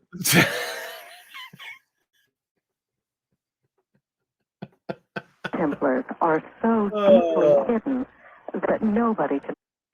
I am constantly in a way not, but in a way I'm like surprised by the amount of vitriol directed. Like I don't know. Maybe it's me. I'm just like, who cares? Who cares what J.K. Rowling thinks about anything? Why have you made this your like allowed this to have such an opinion on your life? It's whatever. It's some clinically depressed woman in the UK. Just, who cares what she thinks about anything? Yeah. Yes, and it's just a super easy boycott. If you're a boycott type person, Yeah. easy. Just Yeah. Because ain't nobody buying any shares. Right? Right. Like, so you're just good. you're yeah. good. Yeah. Yeah, like I will, I've moved away from using Harry Potter examples in my videos and things just out of principle. But that's a thing I do. I don't Yeah. tell anyone. I don't need to tell anyone about it. And it's not because I think she's got a great influence. She's But whatever. it's also Harry Potter is what 15 years old at this point. Like you might have just moved on and just been like, there's other cultural like maybe nobody would even notice. And I don't. It's whatever. Yep. I'm with you. Yeah. Yeah. Not to make it clear that I'm defending the views of J.K. Rowling or agree with her. I'm just like, I do not understand why people give Themselves, voice right. to this. Just like we need to spend hundreds and thousands of words talking about what J.K. Rowling thinks about Right. anything. Like Who the David fuck Spade. cares? Yeah. David Spade also has shitty takes on things. Yeah. Are you boycotting David Spade in some way? Maybe. Is he has his podcast I don't listen to. Right? I Yeah, think that's basically all that he's doing. I'll still watch Tommy Boy if somebody has it on. I don't care. Like, right. it's like Dean Cain. Why I wouldn't have thought the phrase Dean Cain this year at all in my head if people hadn't kept saying, hey, Dean Cain is dumb about stuff. I'm like, okay. Yeah. Like I wouldn't have known. Kevin Sorbo. Yeah. You know what I found out last week? I went out for breakfast with a mutual acquaintance of ours. Okay. Who recently moved back to Canada. And I don't know, maybe that is, I don't want to get into it here. Mm-hmm. Don't want to out him, but I think you know who I'm talking about. We had a very, very nice time. But then there were other people there. I didn't know that one of the singers from GC Talk. Yo, you didn't know this? I didn't know. They were like bringing this up. I'm like, what? Oh, yes, I know. It was talking about GC Talk News, but I'm like, I didn't know any of this stuff. And they showed me the YouTube. I'm like, holy shit, this guy, some crazy SA. Yeah. I'm like, Yeah. I had no idea any of this was happening. He And I'm yeah, like, I was singing a DC Talk song on an atheist themed YouTube channel last week, and I'm like, oh, well, there you go. But no, I had no idea this no, was I happening. definitely it's just, I mean, I take no joy But, in it, I'm not in obviously. the But I not met a him. Like, circle that so is, before DC Talk became big, yeah. they came to they performed a couple times at Canadian Bible College Oh yeah, yeah, while I was there, and I got Yep. to talk to this guy. Like, I remember. So yeah. It's probably just that. I mean, that's like most. And then I was a little bit hurt because, like, Well, he didn't ask me for a yeah, drink. what was wrong with me? Yeah, That's right. am I? Chopped liver over here. Yeah. You weren't working out as much as you used to. I tell Just you, saying. 19-year-old Paul wasn't so bad. Come on. Yeah, you were already doing a lot of programming, a lot of late It's nights, a true. lot of very That's true. steady entry. I was very steady pasty style. and weird. Yeah, I Yeah. get it. Yeah, all right. Yeah. Find them. One of the things that I discovered in my work was that the head was not a head of a male, but it was a head of a female. I thought that it was the head of the goddess. However, I think Robert is right. I think it is the head of Mary Magdalene. Okay. And Robert, you know my friend Charmaine. What is your? I would. What love follows from that? anybody to be like, what is this based on? Like, other than just I feel. Please, somebody give me any kind of. Yeah, like where even somebody steps down the tenuous. road, we can't affirm that they have a head. Even crazy, even like the form of character they used in the Latin was, feminine, not masculine.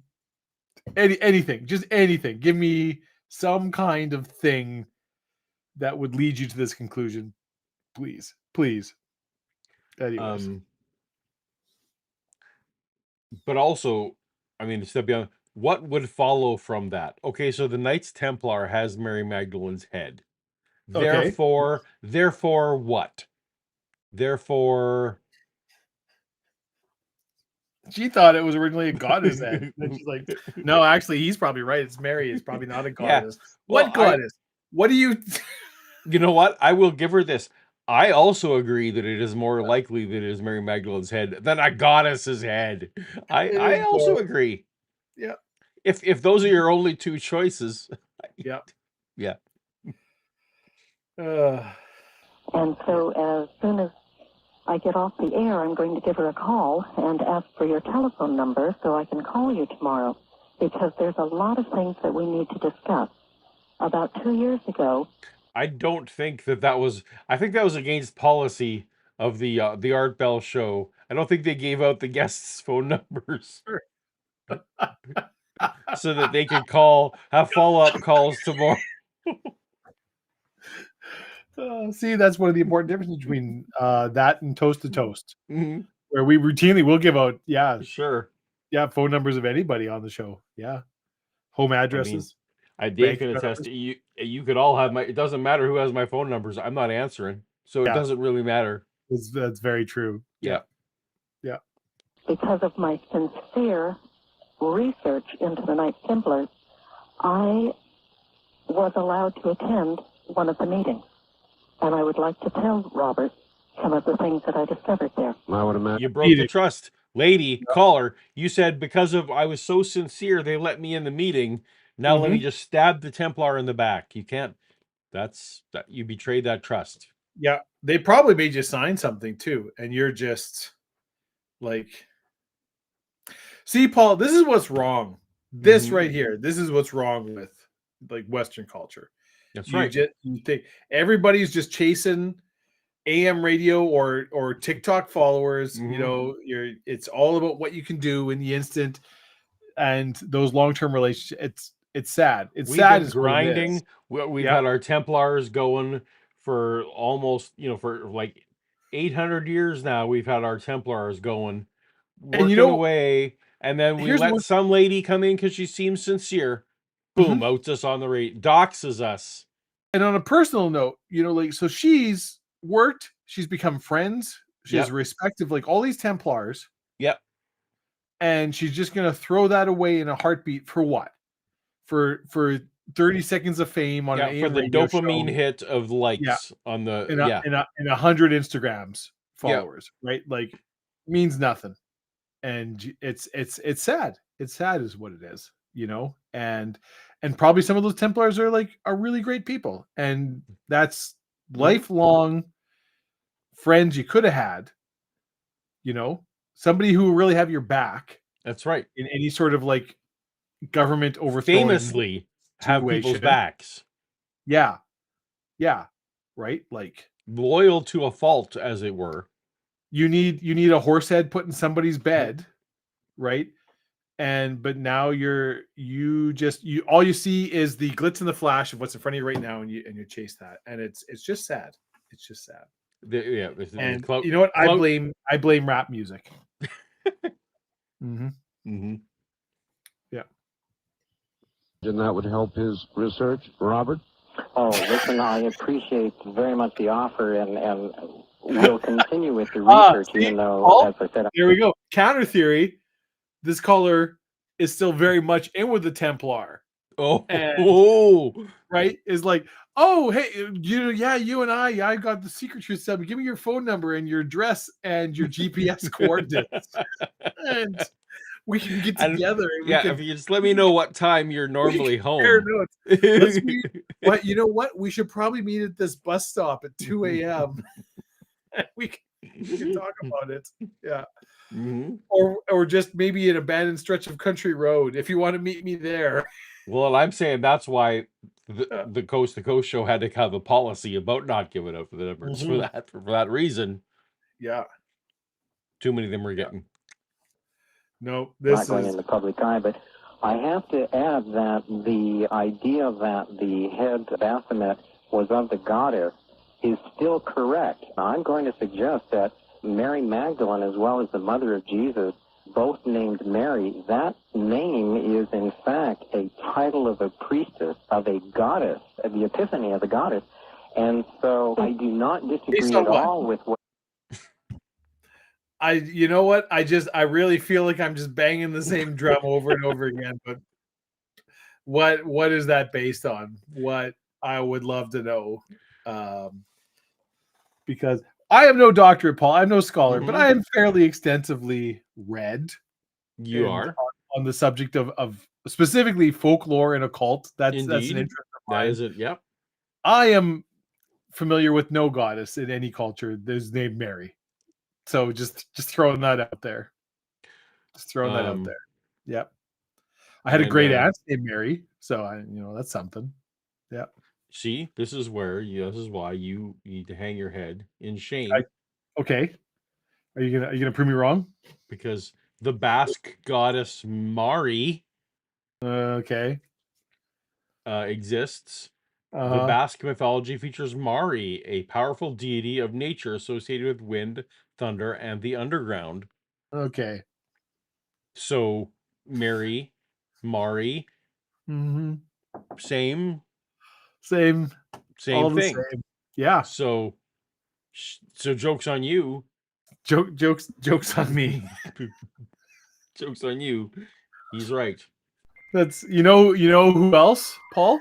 Yeah. Was who was working with enclaves of the Basque people and doing occult research and research into certain medicinal substances. It's not Nikolai Tesla. It's Mel. He was in with the Basques. He was in with the Basques. So this is all coming connected together. Yeah. It's the Art Bell cinematic universe, all connected. Yeah. I'm sure this guy's very familiar with Basque mythology. Yeah. Timothy Harmon says, "Don't let her talk you into meeting in an alley in Seattle, Bob." See, because that would be two birds with one stone. That's how you lose your teeth and your belt buckle made of forks. Right. Or spoons. Which one was I? Don't even remember. Forks. Yeah, it was definitely homemade fork belt buckle. Yeah. It's one of a kind. Yeah. That's how I knew it was really mine, because I made it with forks. I knew it was really mine. I mean, that's a dead giveaway. Nah, that's another fork belt buckle. That's not mine. Yeah, just go to Walmart and get a fork belt buckle. Yeah. Yeah. Is being said, and I also want to add that there are false Templar Knights out there, and that there seems to be a concerted effort to portray them in a very, very bad light. I'm not willing to do that. In fact, in my papers, I go out of my way to stress that there is a conspiracy to make them look unlike what I believe they really are. On the other hand, you know, which ones are the good guys, CIA or the KGB? Which ones are the bad guys? I mean, there's just not a whole lot of difference. So any way you look at it, I suppose, you know, it's just not a topic that you're going to discuss in the public, but it is something that I think needs not only to be written about, but needs to be further researched. And so I agree wholeheartedly with all the statements you've made, and I really do look forward to talking to you. Thank you. Then by all means, ma'am, give him a call. I certainly will, Robert. Thank you. Take care. East of the Rockies? So Art is giving out the number? I guess, or he will. I don't know. Yeah. All right. All right. You're on the air with Robert Ghostwolf. Hi. Hello? Oh, Robert Ghostwolf. Robert Morningsky. How you doing? I'm doing Any okay. random words I think of. Go ahead, sir.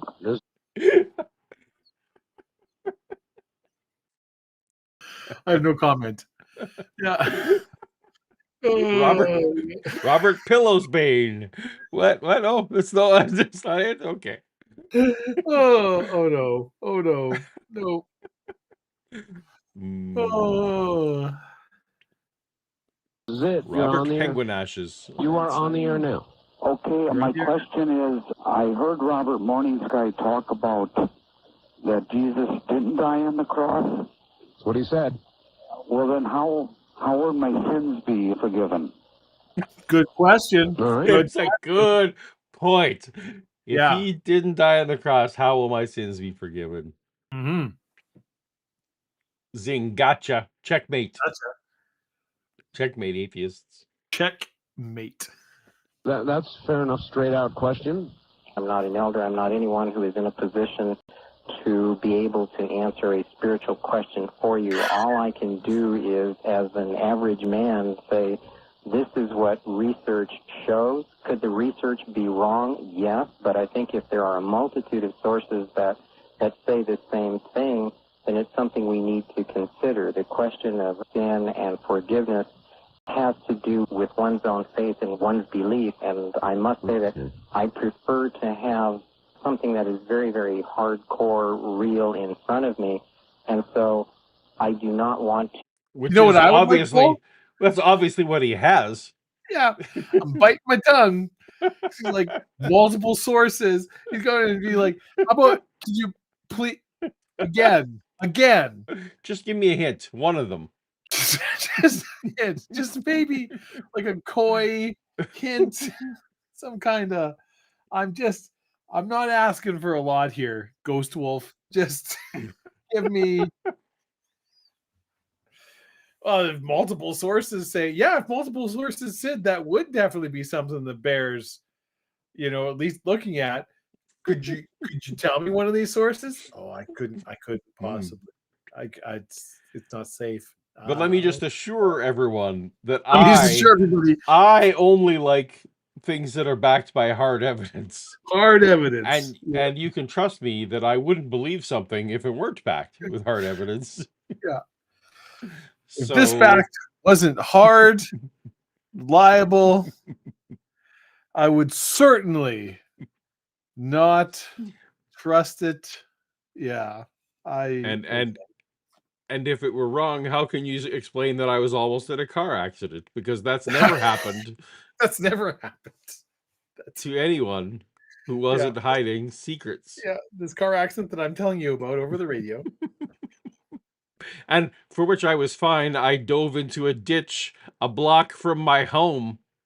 A couple blocks. It was a couple blocks from my home. Yeah, I dove into the ditch and waited for them to drive away. Cracked thumb and a torn ligament. Mm-hmm. Yeah.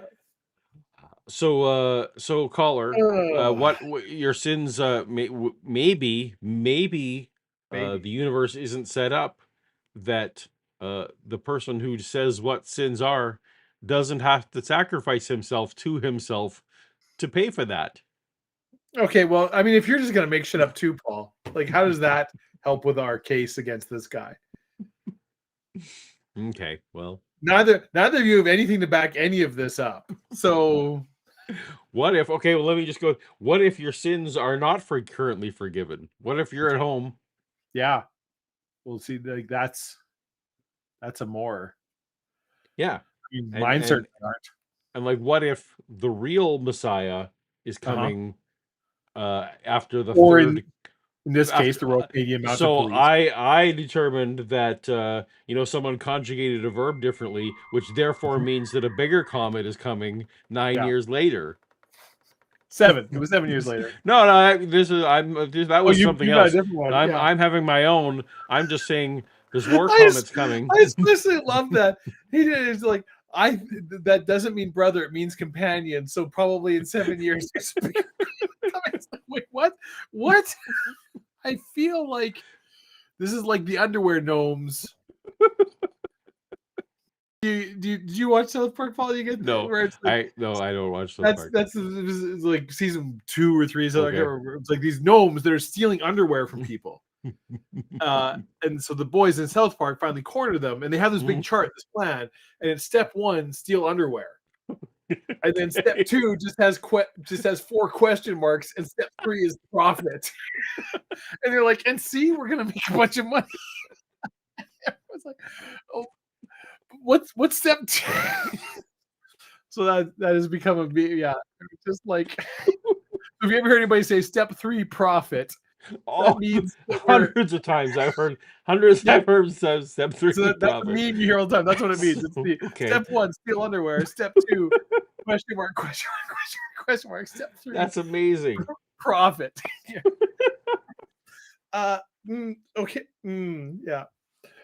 Yeah. So it's whether it's NFTs or whatever, it's like step 1, we do this thing. Okay, great.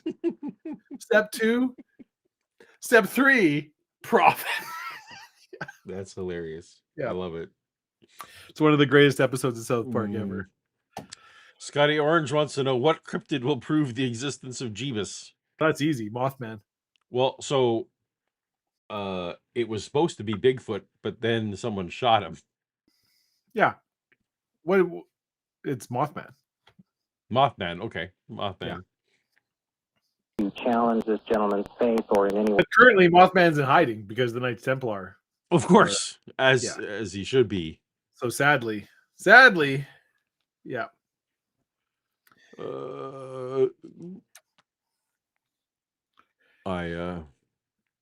We made it to the calls, Dave. We did. We made it a ways into the call. We got to the go. But we're still going. We're still going. You're still good. I mean, I've still got a little bit left in 2 drinks. Got a little bit left in 1 drink. And I understand that you have done research into this. What I don't understand is how you have come to embrace this as you seem to have, as an article of faith. In other words, you seem to have moved from the researcher, the guy who takes the papers and begins doing the reading and looking into all of this. You move from that across the line to faith. How did I do that, sir? Well, I mean, your very words have told me that you embrace what it is that you are telling us that you have researched, that you believe it, in other words. And that's, I guess, a faith, isn't it? Or am I wrong? I'm not sure that I understand. Here's where I would actually disagree with Art. Coming to a conclusion after research is not the same as having faith in something. No. Because faith, the Christians will always assure me that there are 2 definitions of faith. There's the blind faith. Yeah. There's the leap of faith type thing. Right. Where you believe something with insufficient evidence. That's one way to use faith. Yeah. But that wouldn't apply. The other way to use faith is actually to say that you trust something, right? Like I have faith that this chair will hold me. I have faith that my car will start in the morning. Or the famous example I've always heard or seen, right, is like you can't see you can't see the wind. you can see leaves blowing and go. So you have faith, you believe, well, there obviously is a wind, there's something, because I have experiential evidence that like there is a thing that is doing these things. So even though I cannot personally see it, it's Right. clear that it's there. I have faith that there is a wind because Yeah. I can see leaves blowing in the trees. So obviously there's something. And So I'm just Yeah. going to say to Art Yeah. that any researcher coming to a conclusion, no matter how right. ill-conceived or whatever, I Well, wouldn't put that in. and I could go in even more hard, like various thing like astrophysics things, or where we draw conclusions about the Big Bang based on cosmic background radiation or various Right. things. Whereas obviously we have no record, no, there's not, like this is it's generally accepted, but we're taking it on faith based on evidence because you can't recreate. This is something. This happened billions of years ago. There's no way to know Yes, but what it inference. was. I would say that yeah. inference is not faith. Many of my fellow atheists like to throw a lot of those. Sometimes they will try and throw. I feel like this is a poor argumentation Right. against the people who have more Right. And I more feel out like there views. you and I agree. Mhm. And I've had we'll say discussions. That's a Sure. with people who I once had a discussion with somebody who was like, I don't know, like it was just the stupidest thing where they're like, well, I only believe things that like that you can prove with the scientific method. And it's Mm. like nothing that was the basis of their atheism, or they were trying to. They were Yeah. very much right and just be like, that's the stupidest fucking thing I've ever heard in my life. Like, did Julius Caesar exist? Like, what are you talking about? You like the scientific method? What the fuck? That's where you can. Do you even know what that means? Do you know what Right. you're talking about? Like, did Abraham Lincoln exist and was shot? Like all these things? Almost certainly yes, but it's not a repeatable scientific thing that you can prove. Like, this is a person that existed 100 years ago, or like what the hell are you even talking about? That's You right. sound crazy saying this. You sound foolish. You're weakening your position.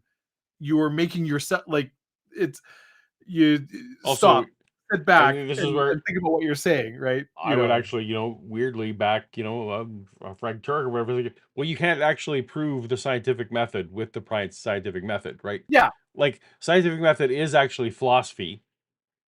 right. But it's even the You could choose other philosophies. So if you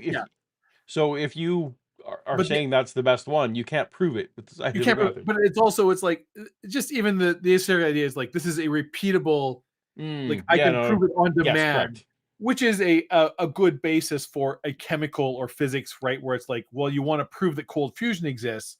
Well, be able, like, I can make if you tell me make cold fusion now, if I have the right equipment and things, I can just do it because this is something that is understood enough to the point where it's like, yep, this is repeatable, authenticable. This is a thing. Yeah, I can do this thing in the world of physics and science and engineering and things where it's like, yeah, okay, where it's like, this isn't just a theory.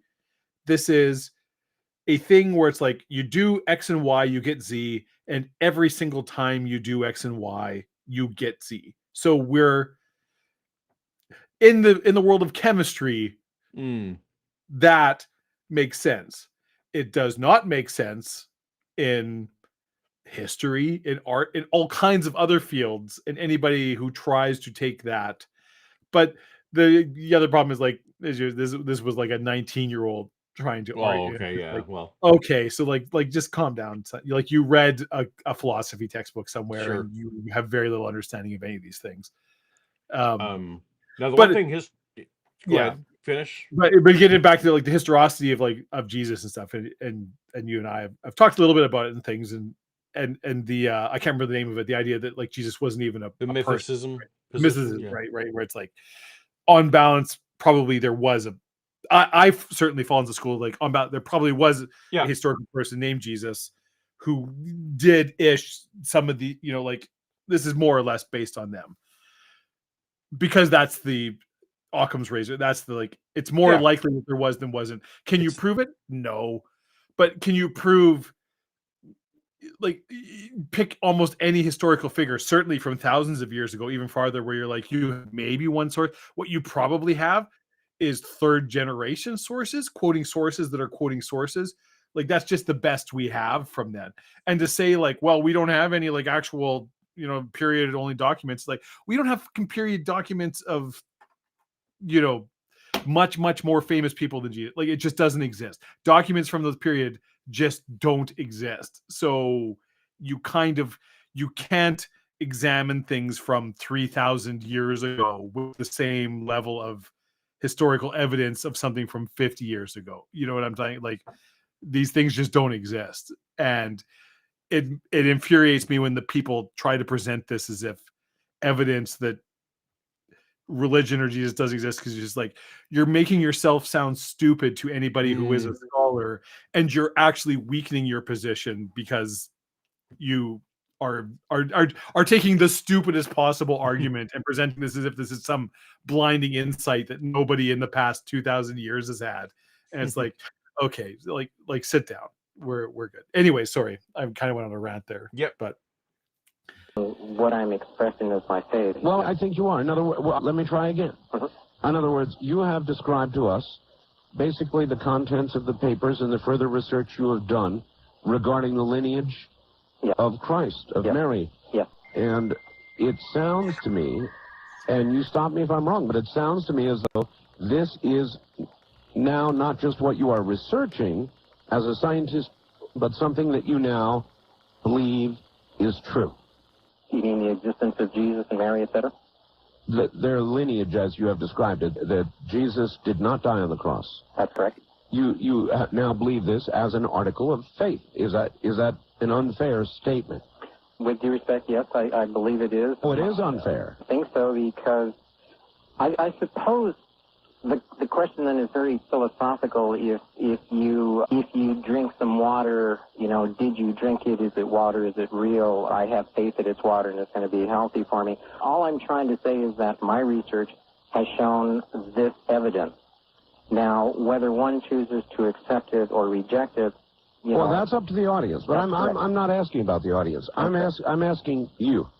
Do I believe Jesus did not die on the cross? Yes. But I don't accept that. I don't see that as a faith. I suppose it may be an exercise in semantics, but I do not believe that he died on the cross. That's correct. it's not semantics. It's not semantics at all. Unless you are saying that he lived on in some kind of like in the way that most modern Christians, where he didn't die on the cross because Jesus is still alive and brought back, but he did die, but he's back. So really he didn't die. That's semantics. If you were saying, no, he never died, he was never buried. Yeah. There is no he's still alive. He went making on, babies, had a life with Mary Magdalene, had children, and lived to a ripe old age and died, or is still alive in the world somewhere. That's not semantics. That's that is a completely different take on. Yeah. Anyways, good point. But please, Ghost Wolf, give us even just the slightest bit. I need to. Timothy Harmon. So we had super chats, and I can't put them up on screen, so we'll just have to read them. I'll read the super chat from Timothy Harmon, who is apparently the #1 fan, Paul, of you and me, but mostly you. No picks? ? Didn't happen. Exactly. And Scotty Orage has a member chat. No, Scotty Orage has become a Paulogia fan. Indeed. There you go. Just now. Just now. Took him a long time, but he figured it out. I want to be clear. I'm sorry. I'm going around again. I've heard the same argument because I read a lot of history literature. I'm an amateur historian. This is a thing that it's not just about religion and Jesus. There's people who throw this argument about all kinds of historical figures. And even actual dedicated academic heroes would be we have a thing. Herodotus says this. It's we all know this is probably pretty bullshit. This probably didn't happen the way that it is being recorded here about Alexander the Great or whatever, but we have one source. And, you know, like, did this guy actually kill 300 people in battle? Almost definitely no. But this is what we got. This is the only source we have. So we're just going to kind of go with this story. And probably there was a big fight here. And clearly these guys won because they wrote the story after. And the losers don't write stories. The winners do. And, you know, off we go. So, like, this is a very, if you're actually academically into story, like, it's a thing that happens a lot. Mhm. And it happens certainly going back pre-Jesus and during Jesus' time and after, right? Like, there aren't good records. They're just, for most of the world, unless you are Julius Caesar or got like somebody who is a very important person in a very large geopolitical sphere. If you're the Emperor of China, there's probably a bunch of records about what you're doing and Right. saying.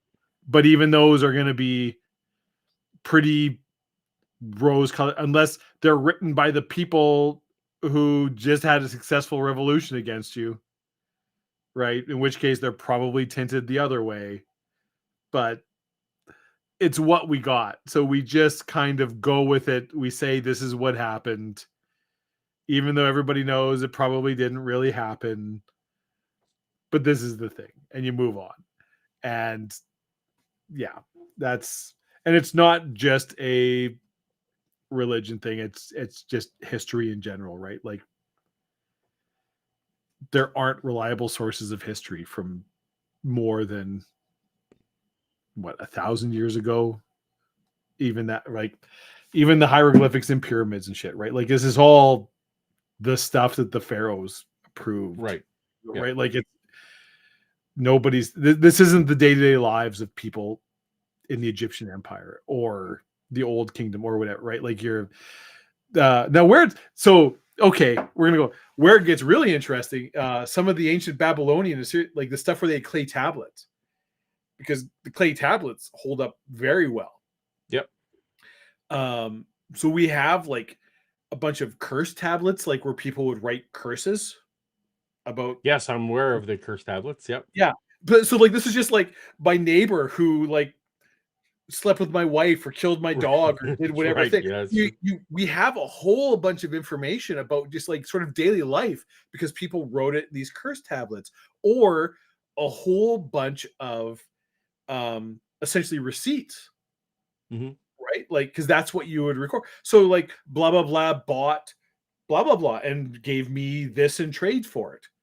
Right? So, like, you have a lot, and you can extract, like, you can get to know a lot of stuff about, much like if we looked at, like, you or me or like all of our Interact purchases for the last thing. It's Sure. like, yeah, you would have a pretty accurate idea of my life if you looked at my credit card and, debit card statements for a period of time. Sure. It's like, oh yeah, you've got a pretty accurate idea of, like, this is what I was eating, this is what I was doing. So we have, like, there's things where you have a bunch of just receipts for random stuff because the clay tablets hold up so well. So even the most inane details, and like these curse tablets, which get into nitty gritty personal life shit about, blah blah blah was drunk at my party and embarrassed me and told a bad story about my mom, and I hope he dies in torment. So, like, you get these kind of things and you learn, well, these are the things these people thought, like this person did this at my whatever social gathering. And so you learn, okay, well, this social gathering was a thing, these people thought this was important, and but like, so that's where you can actually get into a lot of details. Or something like Pompeii, where you're like, there's a whole bunch of people that in the midst of their daily life right, were essentially frozen in time, and you get a very real slice of, like, this is what people who weren't actively writing their own propaganda, which is what a lot of our recorded history is. You can get a sense of, like, what were the day-to-day people doing, which is fascinating, but so much of that doesn't exist for most of human history, right? So we have very little idea of what daily life was like for so many people. Moving on, Dave. Anyways, none of these people, just give me anything, any document, any clue. He's pissing me off. Yeah. All right, I just wanted to be clear. What Wildcard Line, you are on the air with Robert Morningsky. Hi. Hello. Hello. Calling from California. Yes. My name is Richard. Yes. Mr. Morningstar, is it possible... Hi. Morning Sky. Is it possible that these royal bloodlines birth, which apparently they believe they are, since they're descendants of Jesus, have fabricated this genealogy? I believe that's the case, yes.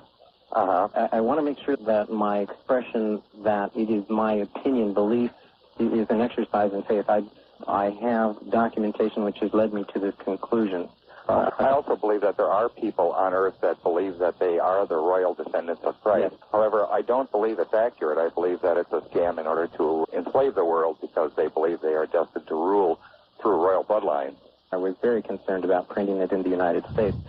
What I had actually entitled the paper The Second Coming Conspiracy, and in fact I outlined with documentation essentially what you are saying. I believe that the genealogy is fake.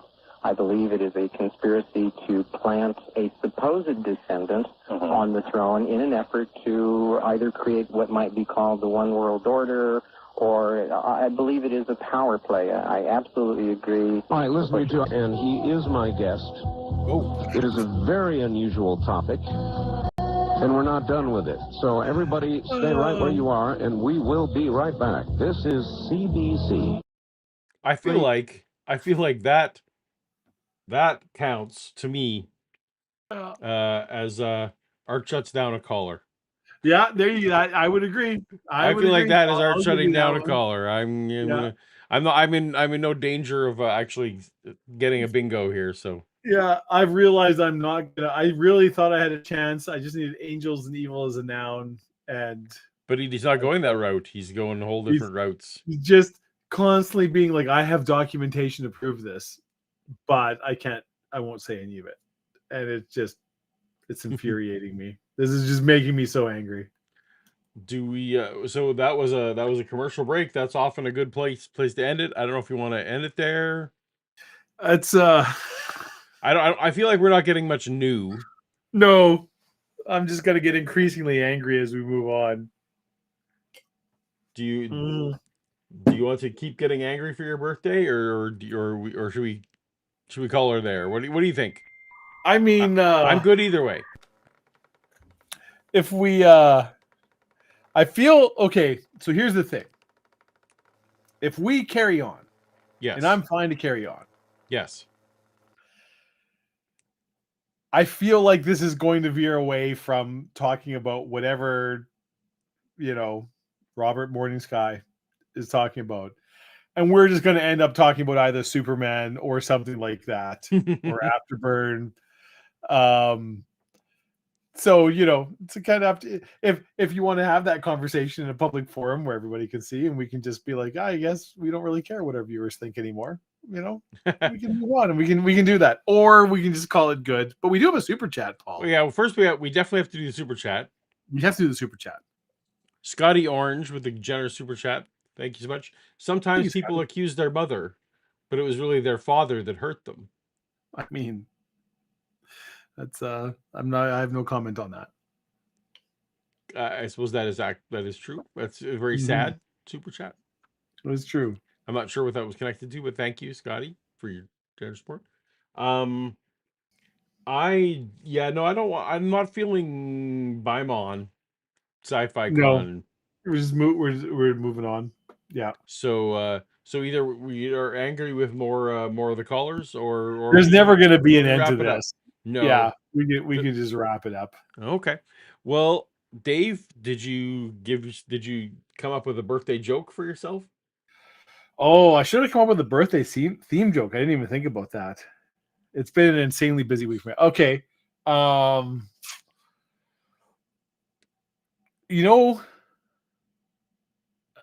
Okay. I can't remember if I told this joke on here before.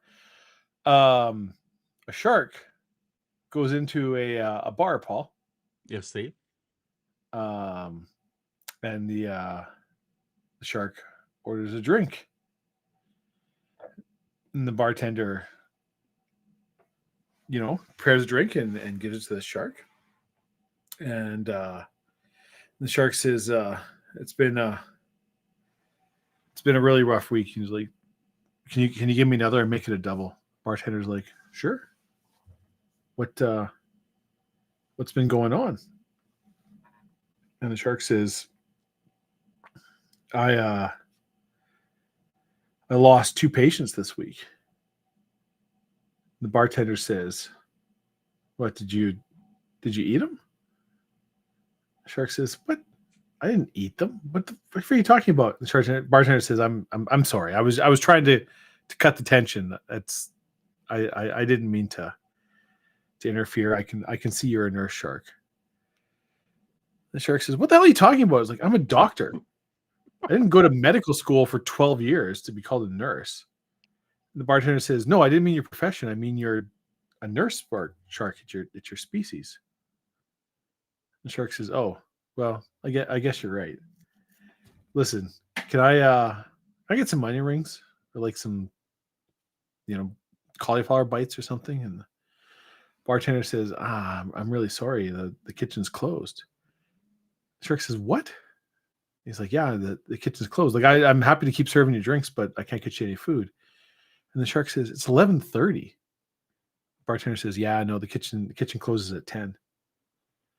And the shark says, but you guys are open till 2:30 a.m. He's like, yeah. He's like, why would you close your kitchen 4.5 hours before you close your doors? It doesn't make any sense. Bartender's like, I don't know. That's pretty normal around here. Like most of the bars in the city close the kitchen about that time. The shark's like, oh, okay, I guess if you say so. I guess I'm just used to going to a different kind of bar. And the bartender's like, what kind of bar do you go to? The nurse shark says, well, usually I just go to sandbars. That's it. I was afraid. I've been afraid for about 30 seconds that that's where this is going. Yeah, that's where this is going. Yeah, this is just a long, rambling, drunken story about. I love it.